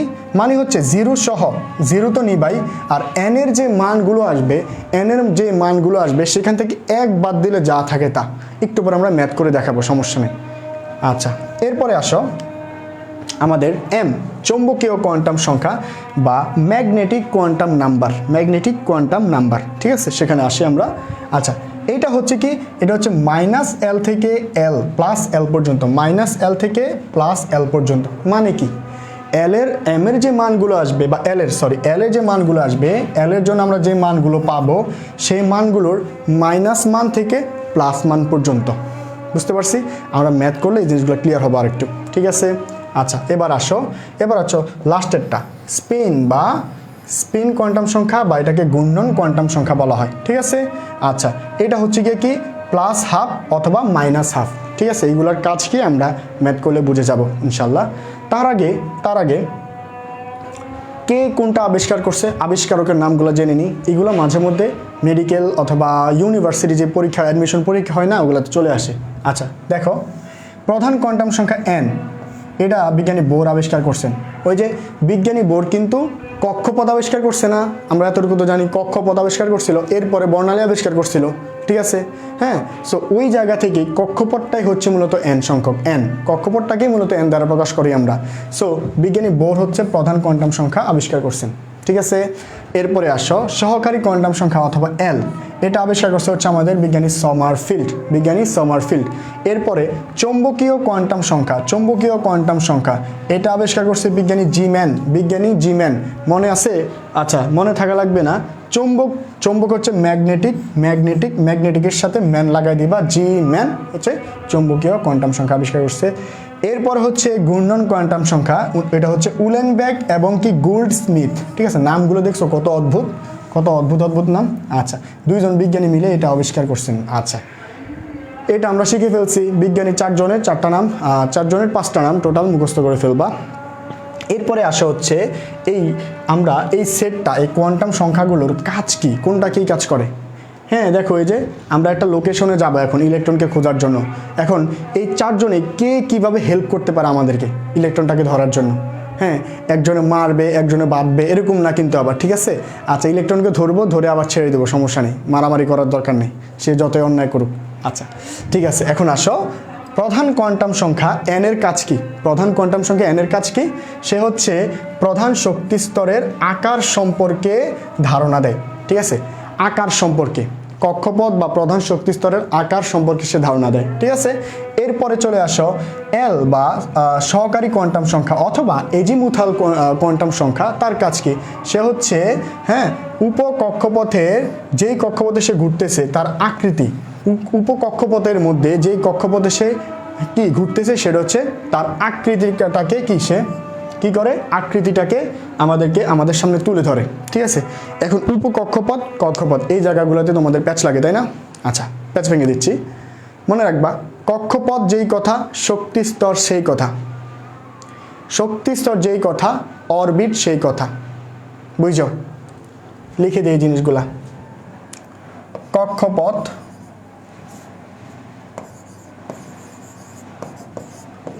যেই কথা, শক্তি স্তর একই কথা। শক্তি স্তর যেই কথা, অরবিট সেম কথা। এই 3টা কথা মানিয়ে হচ্ছে কি কক্ষপথ, শক্তি স্তর, অরবিট একই কথা। এটাকে আমরা এন দ্বারা প্রকাশ করি।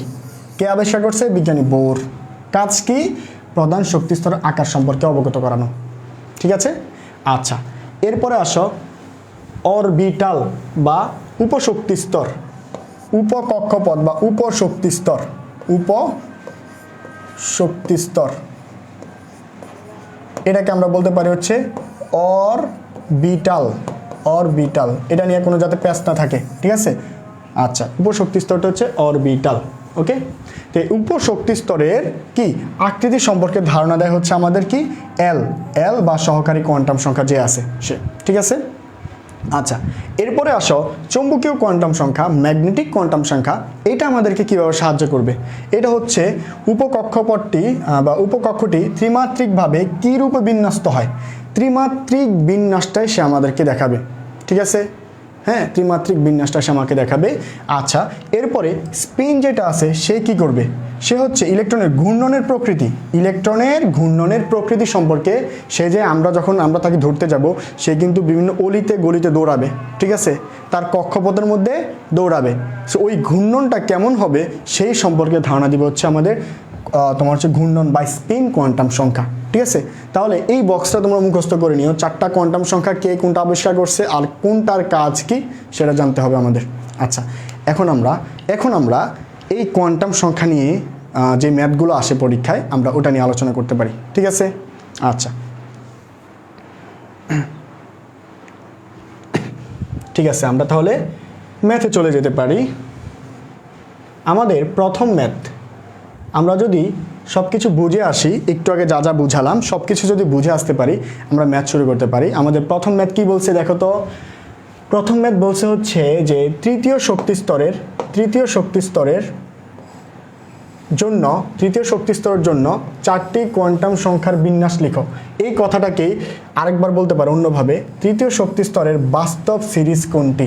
ঠিক আছে, একই কোশ্চেন বিভিন্নভাবে আসতে পারে। তোমরা একটু মনোযোগ দিয়ে, আমি কিন্তু যেইভাবে আসতে পারে সবগুলো টাইপ নিয়ে আসি তোমাদের জন্য। আচ্ছা, এরপরে দেখো তৃতীয় শক্তি স্তরের কথা বলছে, তার 4টি কোয়ান্টাম সংখ্যার বিন্যাস লিখো। ঠিক আছে, ওই যে 4 জনের কথা লিখতে বলছে, কে? এন, এল, এম এস এদের মানগুলো বের করে দিতে বলছে। ঠিক আছে, এখন এন মানে কি হবে বলো, বলেই দিছে যে তৃতীয় শক্তি স্তর আমাদের ইলেকট্রনটা লুকিয়ে আছে, ওইটাই আমরা বের করবো মনে করো। ঠিক আছে, তাহলে তৃতীয় শক্তি স্তর বা তৃতীয় কক্ষপথ অথবা তৃতীয় অরবিট, ঠিক আছে, সবগুলাই হচ্ছে এন দ্বারা প্রকাশ করি, আর এন ইজ ইকুয়াল টু এখানে 3 হবে। আচ্ছা, এবার আসো এন এর মানটা তোমরা খুব সহজে কেন জানি বের করতে পারো, এরপরে যে এল এম এস এই মানগুলো বের করতে গেলে তোমাদের প্রবলেম শুরু হয়ে যায়। ঠিক আছে, আচ্ছা আজকে একটু ক্লিয়ার হয়ে নাও। আচ্ছা, এল এর মান কেউ বের করব, এন এর মান যদি 3 হয়, এল এর মান কি বলছিলাম, 0 থেকে শুরু হবে, 0 থেকে কি বলছিলাম, 0 থেকে n-1 পর্যন্ত যেতে হবে। এল এর মান কি 0 থেকে n-1 পর্যন্ত যেতে হবে, তাই না?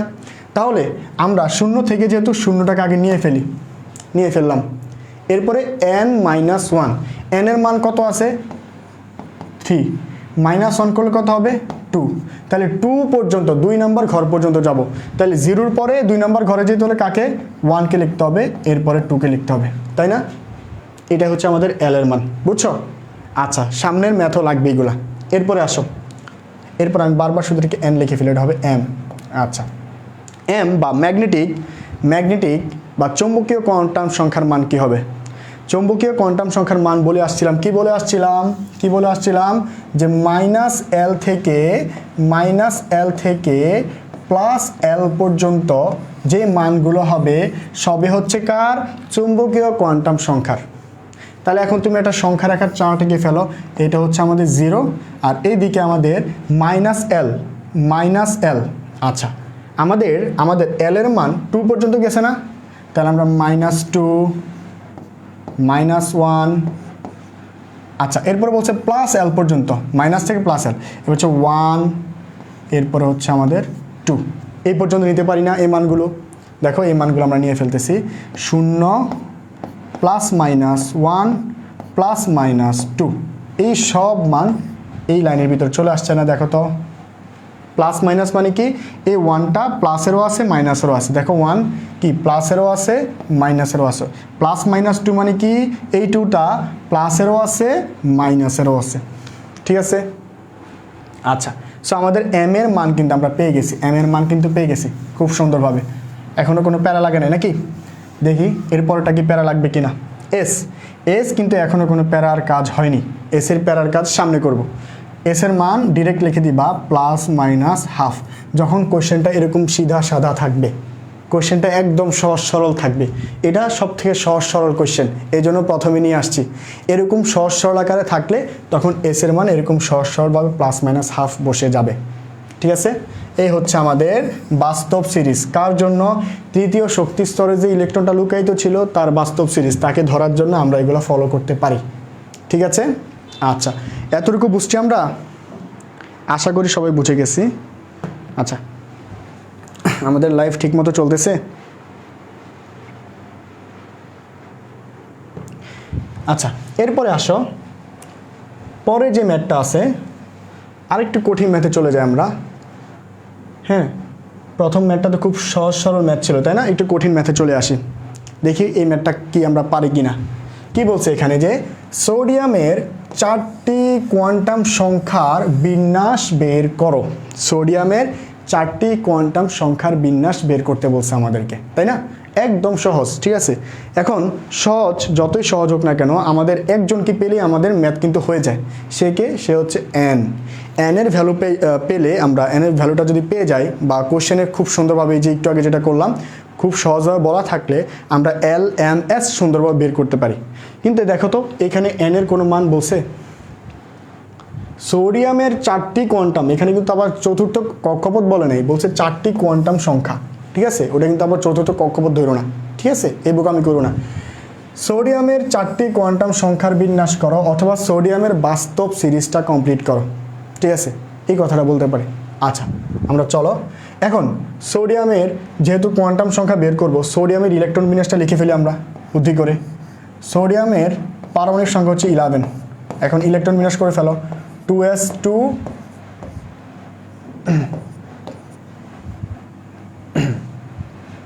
1s 2s আচ্ছা 2s কেন লিখলাম আগে, 1s থেকে হবে, আরে আচ্ছা 1s2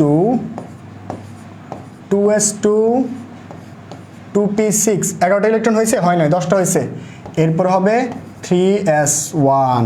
দেখো আমরা 11টা ইলেকট্রন ডিস্ট্রিবিউট করে দিলাম, ঠিক আছে, ইলেকট্রন বিন্যাস কমপ্লিট। এটা আমাদের প্রবলেম হবে না আশা করি, আমরা যেহেতু এখন ইন্টারমিডিয়েট স্টুডেন্ট, ইলেকট্রন বিন্যাস আমরা খুব ভালোভাবে পারি।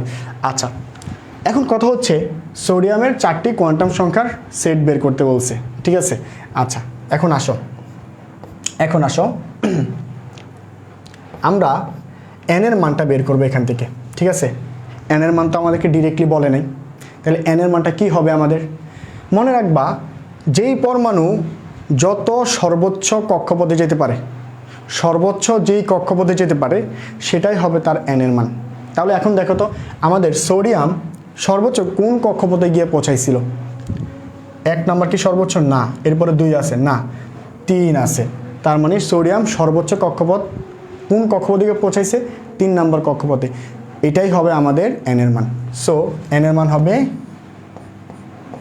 3, ঠিক আছে, লিখে ফেললাম। আচ্ছা n এর মান যদি 3 হয়, l এর মানটা কি ইজিলি বের করতে পারবো না? l এর মান কি? 0 থেকে n-1, তাহলে শূন্যটা আগে লিখে ফেলো, n-1 মানে কত? n এর মান হচ্ছে 3, 3 - 1 মানে হচ্ছে কত? 2, তাহলে হচ্ছে 1 2, ঠিক আছে, 1 2 পর্যন্ত যেতে পারবো আমরা। এটা হচ্ছে আমাদের l এর মান। কিন্তু একটা প্রবলেম আছে, আমরা আমাদের সিস্টেম ওয়াইজ ঠিক আছে, বাট একটা প্রবলেম আছে। প্রবলেমটা কে ক্রিয়েট করছে? l এর কিছু মান আছে, ঠিক আছে। ওই যে অরবিটাল কথাটা বললাম না, উপশক্তি স্তরগুলোর জন্য l এর কিছু মান আছে, ঠিক আছে। উপশক্তি স্তর কয়টা আছে? s p d f, 4টা উপশক্তি স্তর আমরা মোটামুটি আমাদের কাজ করি। আরও আছে উপশক্তি স্তর, আমরা এই 4টা নিয়ে কাজ করি নর্মালি। আচ্ছা সো s এর জন্য l এর মান হবে 0, p এর জন্য হবে 1, d এর জন্য হবে 2, f এর জন্য হবে 3। এই মানগুলো কিন্তু আমরা জানি মোটামুটি। s p d f এর মান s0 p1 d2 f3, ঠিক আছে। এখন কথা হচ্ছে দেখো তো তোমার এখানে এই যে আমাদের SPDF এর মধ্যে কোন কোন অরবিটালগুলো আসছে? s আসছে কিনা? আসছে। s আসছে। p আসছে কিনা? হ্যাঁ আসছে, p আসছে। আবারও s আসছে, ঠিক আছে। এরপরে আর কেউ আসছে কিনা? আসে নাই। d ও আসে নাই, f ও আসে নাই। তাহলে এই যে তুমি যে এই যে 0 মানে তো আমরা জানি s এর মান, 1 মানে আমরা কি জানি? 1 মানে কি জানি? p এর মান। 2 মানে কিসের মান জানি আমরা? d এর মান। এখন বলো তো d নামক কোনো অরবিটাল আছে কি না? d নামক কোনো অরবিটাল আছে এখানে? নেই। সো আমরা কেন এটাকে লিখবো বলো? আমরা যেহেতু d নামক কোনো অরবিটাল আসেই নাই সোডিয়ামের ইলেকট্রন বিন্যাসে, সো আমরা এই 2টাকে বাদ দিয়ে দিব, ঠিক আছে। এই 2টা আমাদের কাউন্টিংয়ে আসবে না। ওকে আচ্ছা ঠিক আছে। তাহলে এখানে আমাদের l এর মান কি হবে? l এর মান শুধু হবে 0 এবং 1। আচ্ছা হয়ে গেল। এরপরে l এর মান যদি জেনে পেলি আমরা, তাহলে m এর মানটা কি হবে? m এর মানটা হচ্ছে -l থেকে +l পর্যন্ত। তাহলে আমরা ওই যে আগের মতো লিখে ফেলি, 0 +-1 কত হবে? 2 তো নাই, তাহলে আর কিছু লেখার দরকার নেই, +-1, ঠিক আছে। এটা হচ্ছে আমাদের m এর মান। আর s এর মানটাও এখানে সহজভাবে বসে যাবে, +-½ ঠিক আছে। এই হচ্ছে সোডিয়ামের 4টি ইলেকট্রন কোয়ান্টাম সংখ্যার সেট, 4টি কোয়ান্টাম সংখ্যার সেট। আচ্ছা এরপরে আসেন, এইটা এমসিকিউতে কীভাবে আসবে? এভাবে আসবে যে সোডিয়ামের জন্য কোনটি সঠিক নয়, সোডিয়ামের জন্য কোনটি সঠিক নয়। তুমি তো সঠিকটা বের করে ফেলছো, দেখো তো n এর মান 3 কিনা? 3 সঠিক, এটা আমাদের সঠিক। দেখো তো m এর মান +1 আছে কিনা? m এর মান +1 আছে কিনা? এই যে আছে m এর মান +1, এটাও আমাদের সঠিক। দেখো তো আমাদের লাস্টে এটা হবে, মেবি আমাদের একটু মিস্টেক হয়েছে এখানে উঠাইতে, এটা হবে আমাদের স্পিন s এর মান +½ আছে কিনা? হ্যাঁ s এর মান আমাদের +½ আছে, ঠিক আছে। সো এটা হচ্ছে আমাদের সঠিক। ভুল কোনটা দেখো তো? l এর মান 2 আছে কিনা দেখো তো? l এর মান 2 নামক কোনো পদ নেই, সো এটা হচ্ছে আমাদের ভুল। তাহলে কোনটি সঠিক নয়? এটা আমাদের সঠিক নয়, এটা ভুল, ঠিক আছে, বুঝতে পারছি। সো এই ধরনের ম্যাথগুলোতে আমরা প্রবলেম করে বসে থাকি, ডিপ্রেশনে পড়ে যাই যে এন এর মান কোথায়, এন এর মান তো দেয় নাই, এন এর মান কীভাবে পাইছি বুঝছো? যেই কক্ষপথটা সর্বোচ্চ কক্ষপথ হবে, যেখানে ইলেকট্রন সর্বোচ্চ গিয়ে পৌঁছাবে, সেটা হচ্ছে এন এর মান। এটা পেয়ে যাওয়ার পরে এল এর মানে এসে আরেকটা ভুল করি, সেটা হচ্ছে এখানে 2 লিখে ফেলি। এই 2 লেখা যাবে না, কারণ 2 হচ্ছে কিসের মান? ডি এর মান। ডি এর মান, সোডিয়ামের ইলেকট্রন বিন্যাসে ডি নামক কেউ নেই, ডি নামক কেউ নেই, ডিমারিয়া নেই, ডিমারিয়া নেই, ঠিক আছে। সো আমরা এখানে এটাকে নিব না, 2কে নিব না, ঠিক আছে। এইটা যদি এতটুকু যদি আমরা ঠিকভাবে করতে পারি, এগুলো হয়ে যাবে, কোনো প্রবলেম হবে না, ঠিক আছে। এই ম্যাথটা যদি পারি, তাহলে আমরা নেক্সট আর একটা ম্যাথ আছে, এরপর আমাদের ক্লাসটা শেষ হয়ে যাবে। ওই ম্যাথটাই হচ্ছে আমাদের সিকিউতে আসবে ইনশাল্লাহ, ঠিক আছে। আচ্ছা, নেক্সট ম্যাথে আমরা আসি। নেক্সট ম্যাথে আসি, একটু পর আমাদের ক্লাস শেষ হয়ে যাবে। বললাম না, ক্লাস আমরা বেশি বড় করব না, ক্লাস আমরা বেশি বড় করব না, যা পরীক্ষা আসবে তাই পড়াবো এখন, যেহেতু সময় কি অনেক কম। আচ্ছা, ম্যাথটা একটু দেখো তো, ভয় লাগে কিনা দেখো তো। ম্যাথটা কি বলছে যে সোডিয়ামের পঞ্চম ইলেকট্রন, পঞ্চম এবং অষ্টম ইলেকট্রন, তো পঞ্চম ইলেকট্রনকে E5 দ্বারা প্রকাশ করে, অষ্টমকে E8 দ্বারা প্রকাশ করে। এই দুইজনের কোয়ান্টাম সংখ্যার বিন্যাস বের করো অথবা কোয়ান্টাম সংখ্যার সেট বের করো, ঠিক আছে। কোশ্চেন দুইভাবে আসতে পারে। আচ্ছা, তো আমি এখানে দুইবার লিখছি, E5 আমি করে দিব, E8 তোমরা বাসায় করবা, ট্রাই করবা, ঠিক আছে। আর যদি তোমরা ট্রাই করো, আমাদের অফিসিয়াল যে গ্রুপ আছে, ফেসবুক গ্রুপ, ওইখানে তোমরা শেয়ার করতে পারো, ঠিক আছে। আচ্ছা, এখন আসো E5 কীভাবে বের করব। দেখো এইখানেও কিন্তু আমাদের এন এর কোনো ভ্যালু নেই, আমরা এটা বের করতে হবে। আচ্ছা, কীভাবে বের করি চলো। তো সর্বপ্রথম এরকম কোনো ম্যাথ থাকলে, কোনো পরমাণু রিলেটেড, ডিরেক্ট একটা পরমাণুকে ধরে কথা বললে, ম্যাথ দিলে, আমরা ওই পরমাণুটার ইলেকট্রন বিন্যাসটা আগে করে ফেলবো। দেখবা ইলেকট্রন বিন্যাস করে ফেললে তুমি কোনো না কোনো ওয়ে পেয়ে যাবা ওটা সলভ করার। কোনো পরমাণু নিয়ে যদি কিছু বলে যে এই পরমাণুটা বের করো, এই পরমাণুর সেট বের করো, এই পরমাণুর E5 বের করো, ঠিক আছে, তাহলে তুমি কি করবা? সর্বপ্রথম তার ইলেকট্রন বিন্যাস বের করবা, ঠিক আছে। এখন E5 মানে হচ্ছে 5 নাম্বার ইলেকট্রন। সোডিয়ামের 5 নাম্বার ইলেকট্রন কোন এলাকায় গিয়ে লুকাইছে, কোথায় আছে, আমরা তার কাছে খুঁজে বের করবো। একদম 5 নাম্বারটাকে বের করব, ঠিক আছে। সে যত ঢাকা শহরের যত অলিতে গলিতে পলাক না কেন, আমরা তাকে বের করে আনবো। চলো, আচ্ছা স্টার্ট করলাম। সো আমি প্রথমেই বললাম, পরমাণু নিয়ে কথা বললে পরমাণুটার ইলেকট্রন বিন্যাস লিখে ফেলো। 1s2 2s2 2p6, কয়টা? 10টা হলো। 3s1, ওকে। ইলেকট্রন বিন্যাস টোটাল একদম ফুললি যেটা আছে সেটা করবা। এরপরে কি করবা বলছে হচ্ছে E5 বের করতে। E5 মানে হচ্ছে ইলেকট্রন 5, 5 নাম্বার ইলেকট্রন। এখন 5 নাম্বার ইলেকট্রন কোথায় দেখি তো আমরা।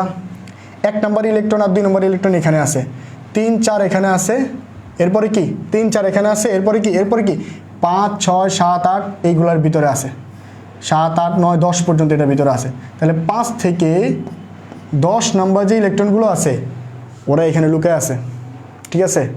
তো আমাদের সবাইকে বের করতে হবে না, কাকে বের করতে হবে? 5 নাম্বারটাকে বের করতে হবে শুধু। আচ্ছা, সো আমরা 5 নাম্বারটাকে বের করার জন্য আমরা এই জিনিসটাকে একটু নিচে নামায় নিয়ে আসি নাকি। আচ্ছা, 2p6 এটাকে নিচে নামায় নিয়ে আসি, জুম করে আরেকটু জুম করবে এটাকে।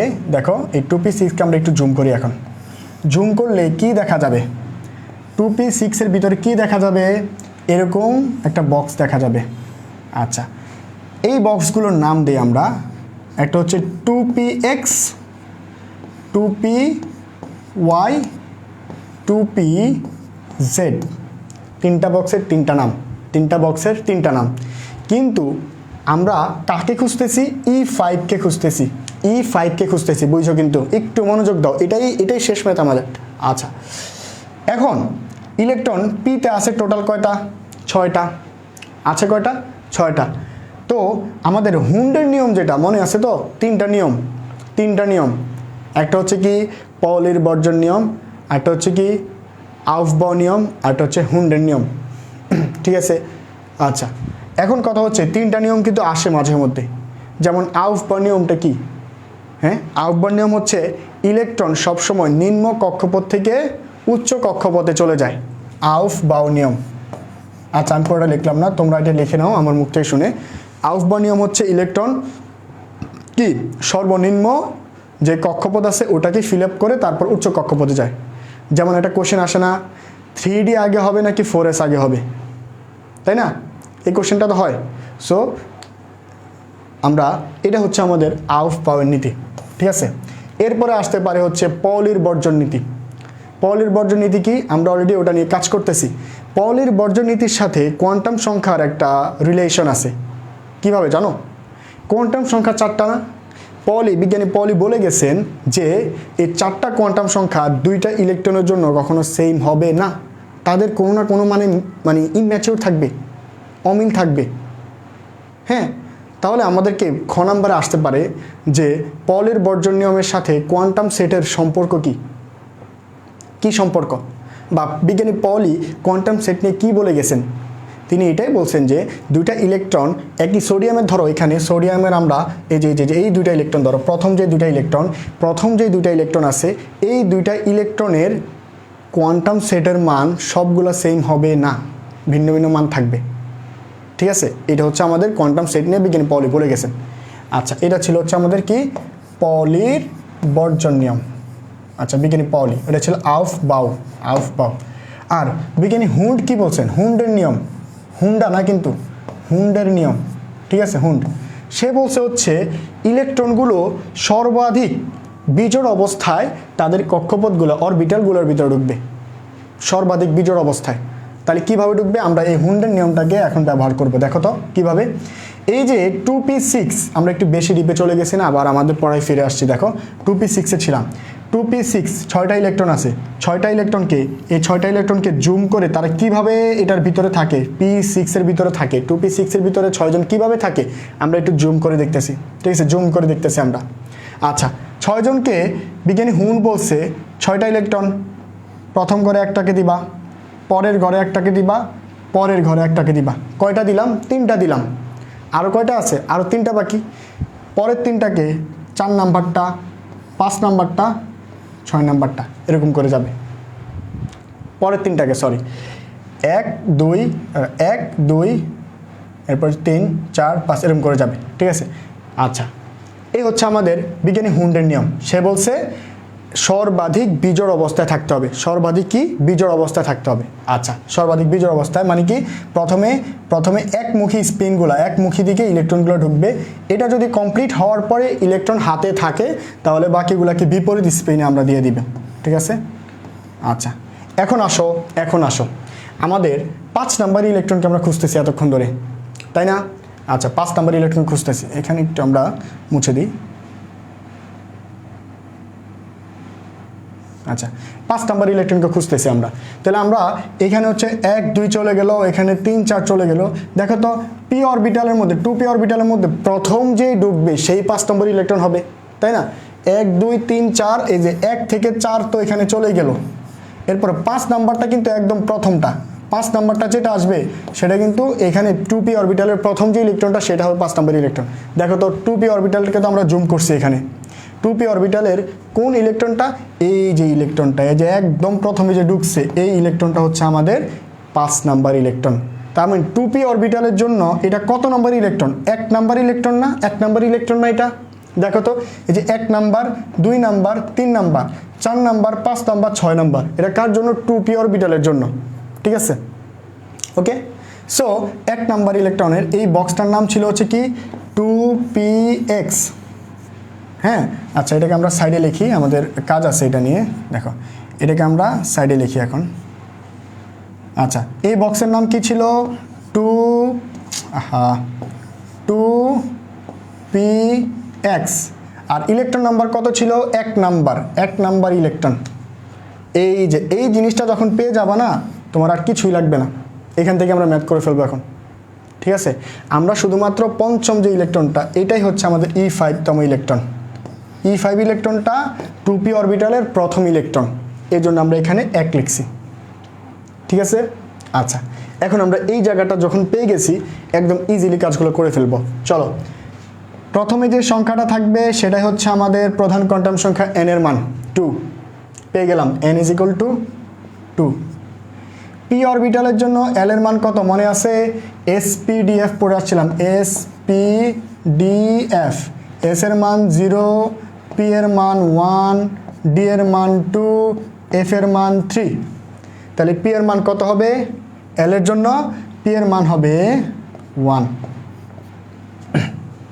ঠিক আছে, এরপরে আসো তো এক্স। এখান থেকে আমরা কি বুঝবো? আচ্ছা, এখান থেকে এইটা বোঝার জন্য আমরা এখানে একটু আসি তো, এন এর মানগুলো আসি তো। এন এর মান যদি 2 হয়, এল এর মান কত বলছিলাম? এল এর মান বলছিলাম হচ্ছে 0, 1। এল এর মান যদি 0, 1 হয়, এম এর মান কি হবে? এরকম হবে না? -1, 0, +1, এই তিনটা হবে না? এই তিনটা মানকে তুমি এই বক্সগুলোর নিচে বসাই দাও। এইটা নিচে হবে -1, এখানে 0, এখানে হবে +1, বসাই দাও। তাহলে আমরা এই জিনিসটাকে এই বক্স থেকে আনছি না? এই বক্স থেকে আনছি না আমরা, এই যে সম্পূর্ণ 2px1কে। সো এখানে আমরা এটার জন্য m এর মান -1 বসাতে পারি, -1 বসাতে পারি। আচ্ছা, আমরা কিন্তু তিনজনকে পেয়ে গেলাম, n পেয়ে গেলাম, l পেয়ে গেলাম, m ও পেয়ে গেলাম, তাই না? খুব কঠিন লাগতেছে?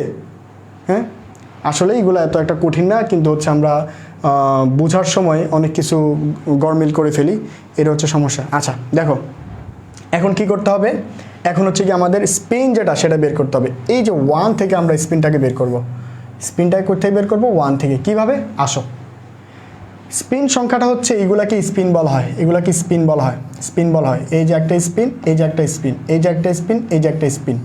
ঠিক আছে, তো প্রথম যে স্পিনগুলো ঢুকছে, এই যে এইটা,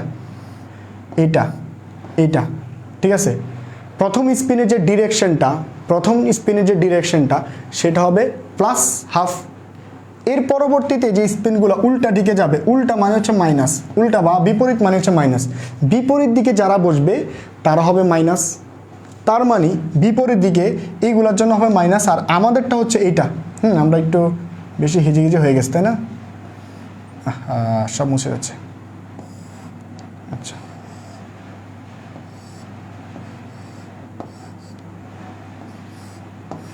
আচ্ছা, আমাদের ছিল কিন্তু এইটা। এখন এইটা প্রথম দিকেরটা না, একদম প্রথম যে ডিরেকশনে ছিল, উপরের ডিরেকশন। প্রথম না, মনে রাখবা, উপরের ডিরেকশনে যারা থাকবে তারা হচ্ছে পজিটিভ, নিচের ডিরেকশনে যারা থাকবে তারা হচ্ছে নেগেটিভ, এটা মনে রাখতে পারো। তাহলে উপরের ডিরেকশনে আছে আমাদের ইলেকট্রনটা E5, সো আমরা এস এর জন্য লিখতে পারি হচ্ছে +12, শুধুমাত্র +12। এতক্ষণ কিন্তু আমরা ওই দুটো ম্যাথে +-হাফ দিয়ে আসছি, কারণ আমাদের নির্দিষ্ট কোনো ইলেকট্রনকে বলে নেই। এখন যেহেতু নির্দিষ্ট ইলেকট্রনকে নিয়ে কথা বলছে, তখন আমরা এটাকে কি +12 পেয়েছি। কিভাবে? সে উপরের ডিরেকশনে আছে। যদি নিচের ডিরেকশনের কেউ হতো, তাহলে এখানে -হাফ হতো। ঠিক আছে, স্পিন নিয়ে কোনো প্রবলেম। আরেকটা প্রবলেম এটা নিয়ে হতে পারে, এম নিয়ে। এম এর ভ্যালুগুলো এভাবে বসাই দিবা, কীভাবে বসাবা? আচ্ছা, এম এর ভ্যালুগুলো বসাবো হচ্ছে -1, 0, +1। এটা কই পাইছি আমরা? এখানে পাইছি, ওই যে সূত্র ব্যবহার করে। সো যে বক্স থেকে আমরা নিয়ে আসবো ওই যে 2px, 2py, 2pz, যেই বক্স থেকে ইলেকট্রনকে বের করে আসবো, সেই বক্স বরাবর কে আছে, যে থাকবে তাকে আমরা এম এর মান হিসেবে গণ্য করব। ঠিক আছে, ওকে। সো আমাদের ওই বক্স বরাবর -1 ছিল, সো এম এর মান হবে -1। এল এর মান তো 1 বের করছি, আর এন এর মান হচ্ছে 2। ঠিক আছে, এই হচ্ছে আমাদের E5তম ইলেকট্রনের লোকেশন। E5তম ইলেকট্রনকে আমরা শেষমেশ খুঁজে বের করছি, সে এখানে অবস্থান করতেছে। ঠিক আছে, পেয়ে গেছি না তাকে? এই জন্য আজকের ক্লাস এখানে খতম। ঠিক আছে, আর বেশি ম্যাথ নাইও। তোমরা এই যে 3 টাইপের ম্যাথ করালাম কোয়ান্টাম সংখ্যাতে, এই 3 টাইপের ম্যাথগুলো ভালো করে বুঝলেই আশা করি তোমরা পরীক্ষায় আর কোনো প্রবলেম ফেস করবে না। ঠিক আছে, তবে ঠান্ডা মাথায় করতে হবে, এই 3টাই ভালো করে শিখে যাও, এর বাইরে শেখার দরকার নেই। অনেক সময় হবে কি, গরমের ঠেলায় এই 3টাও ভুলে যেতে পারো। তবে আমি বলবো যে এমনভাবে করবা এই 3টা যাতে মিস না হয়। এখান থেকে এমসিকিউ হতে পারে, সিকিউ হতে পারে। ঠিক আছে, আর উপরে তো বর্ণালীর ম্যাথ করাই আসলাম, ওইখানে যেইভাবে করাইছি ওইভাবে ম্যাথগুলো করে দিও। ঠিক আছে? সো ভালো থাকবা তোমরা, আর ভালো করে পড়াশোনা করো, ঠিক আছে? আমরা আর বেশি কথাবার্তা না বলি। আর কি বললাম তোমাদেরকে, পড়াশোনা ক্লাস লাইভ দেখা শেষ, বা যার লাইভ দেখো বা যেইখানেই ক্লাস করো না কেন, হোম টিউটর, প্রাইভেট টিউটর বা অনলাইন বা লাইভ যেখানেই পড়ো না কেন, ওখানে পড়ার সাথে সাথে টেবিলে বসে যাও। এখানে আমার কাছে 1 থেকে 1.5 ঘন্টা পড়ছো, এখন তুমি 3 থেকে 4 ঘন্টা 5 ঘন্টা এই পড়াগুলো নিয়ে পড়বা টেবিলের মধ্যে, ঠিক আছে? হ্যাঁ, আচ্ছা, টেবিলে পড়ার সময়টা বাড়াই দাও, ইনশাল্লাহ তোমার রেজাল্ট ভালো হবে। আর আত্মাদৃশ তোমাদের সাথে আছে, কোনো টেনশন নেই ইনশাল্লাহ। আসসালামু আলাইকুম। আমরা সবাই কি যেতে পারি। ওকে, তোমরা সুস্থ থাকো।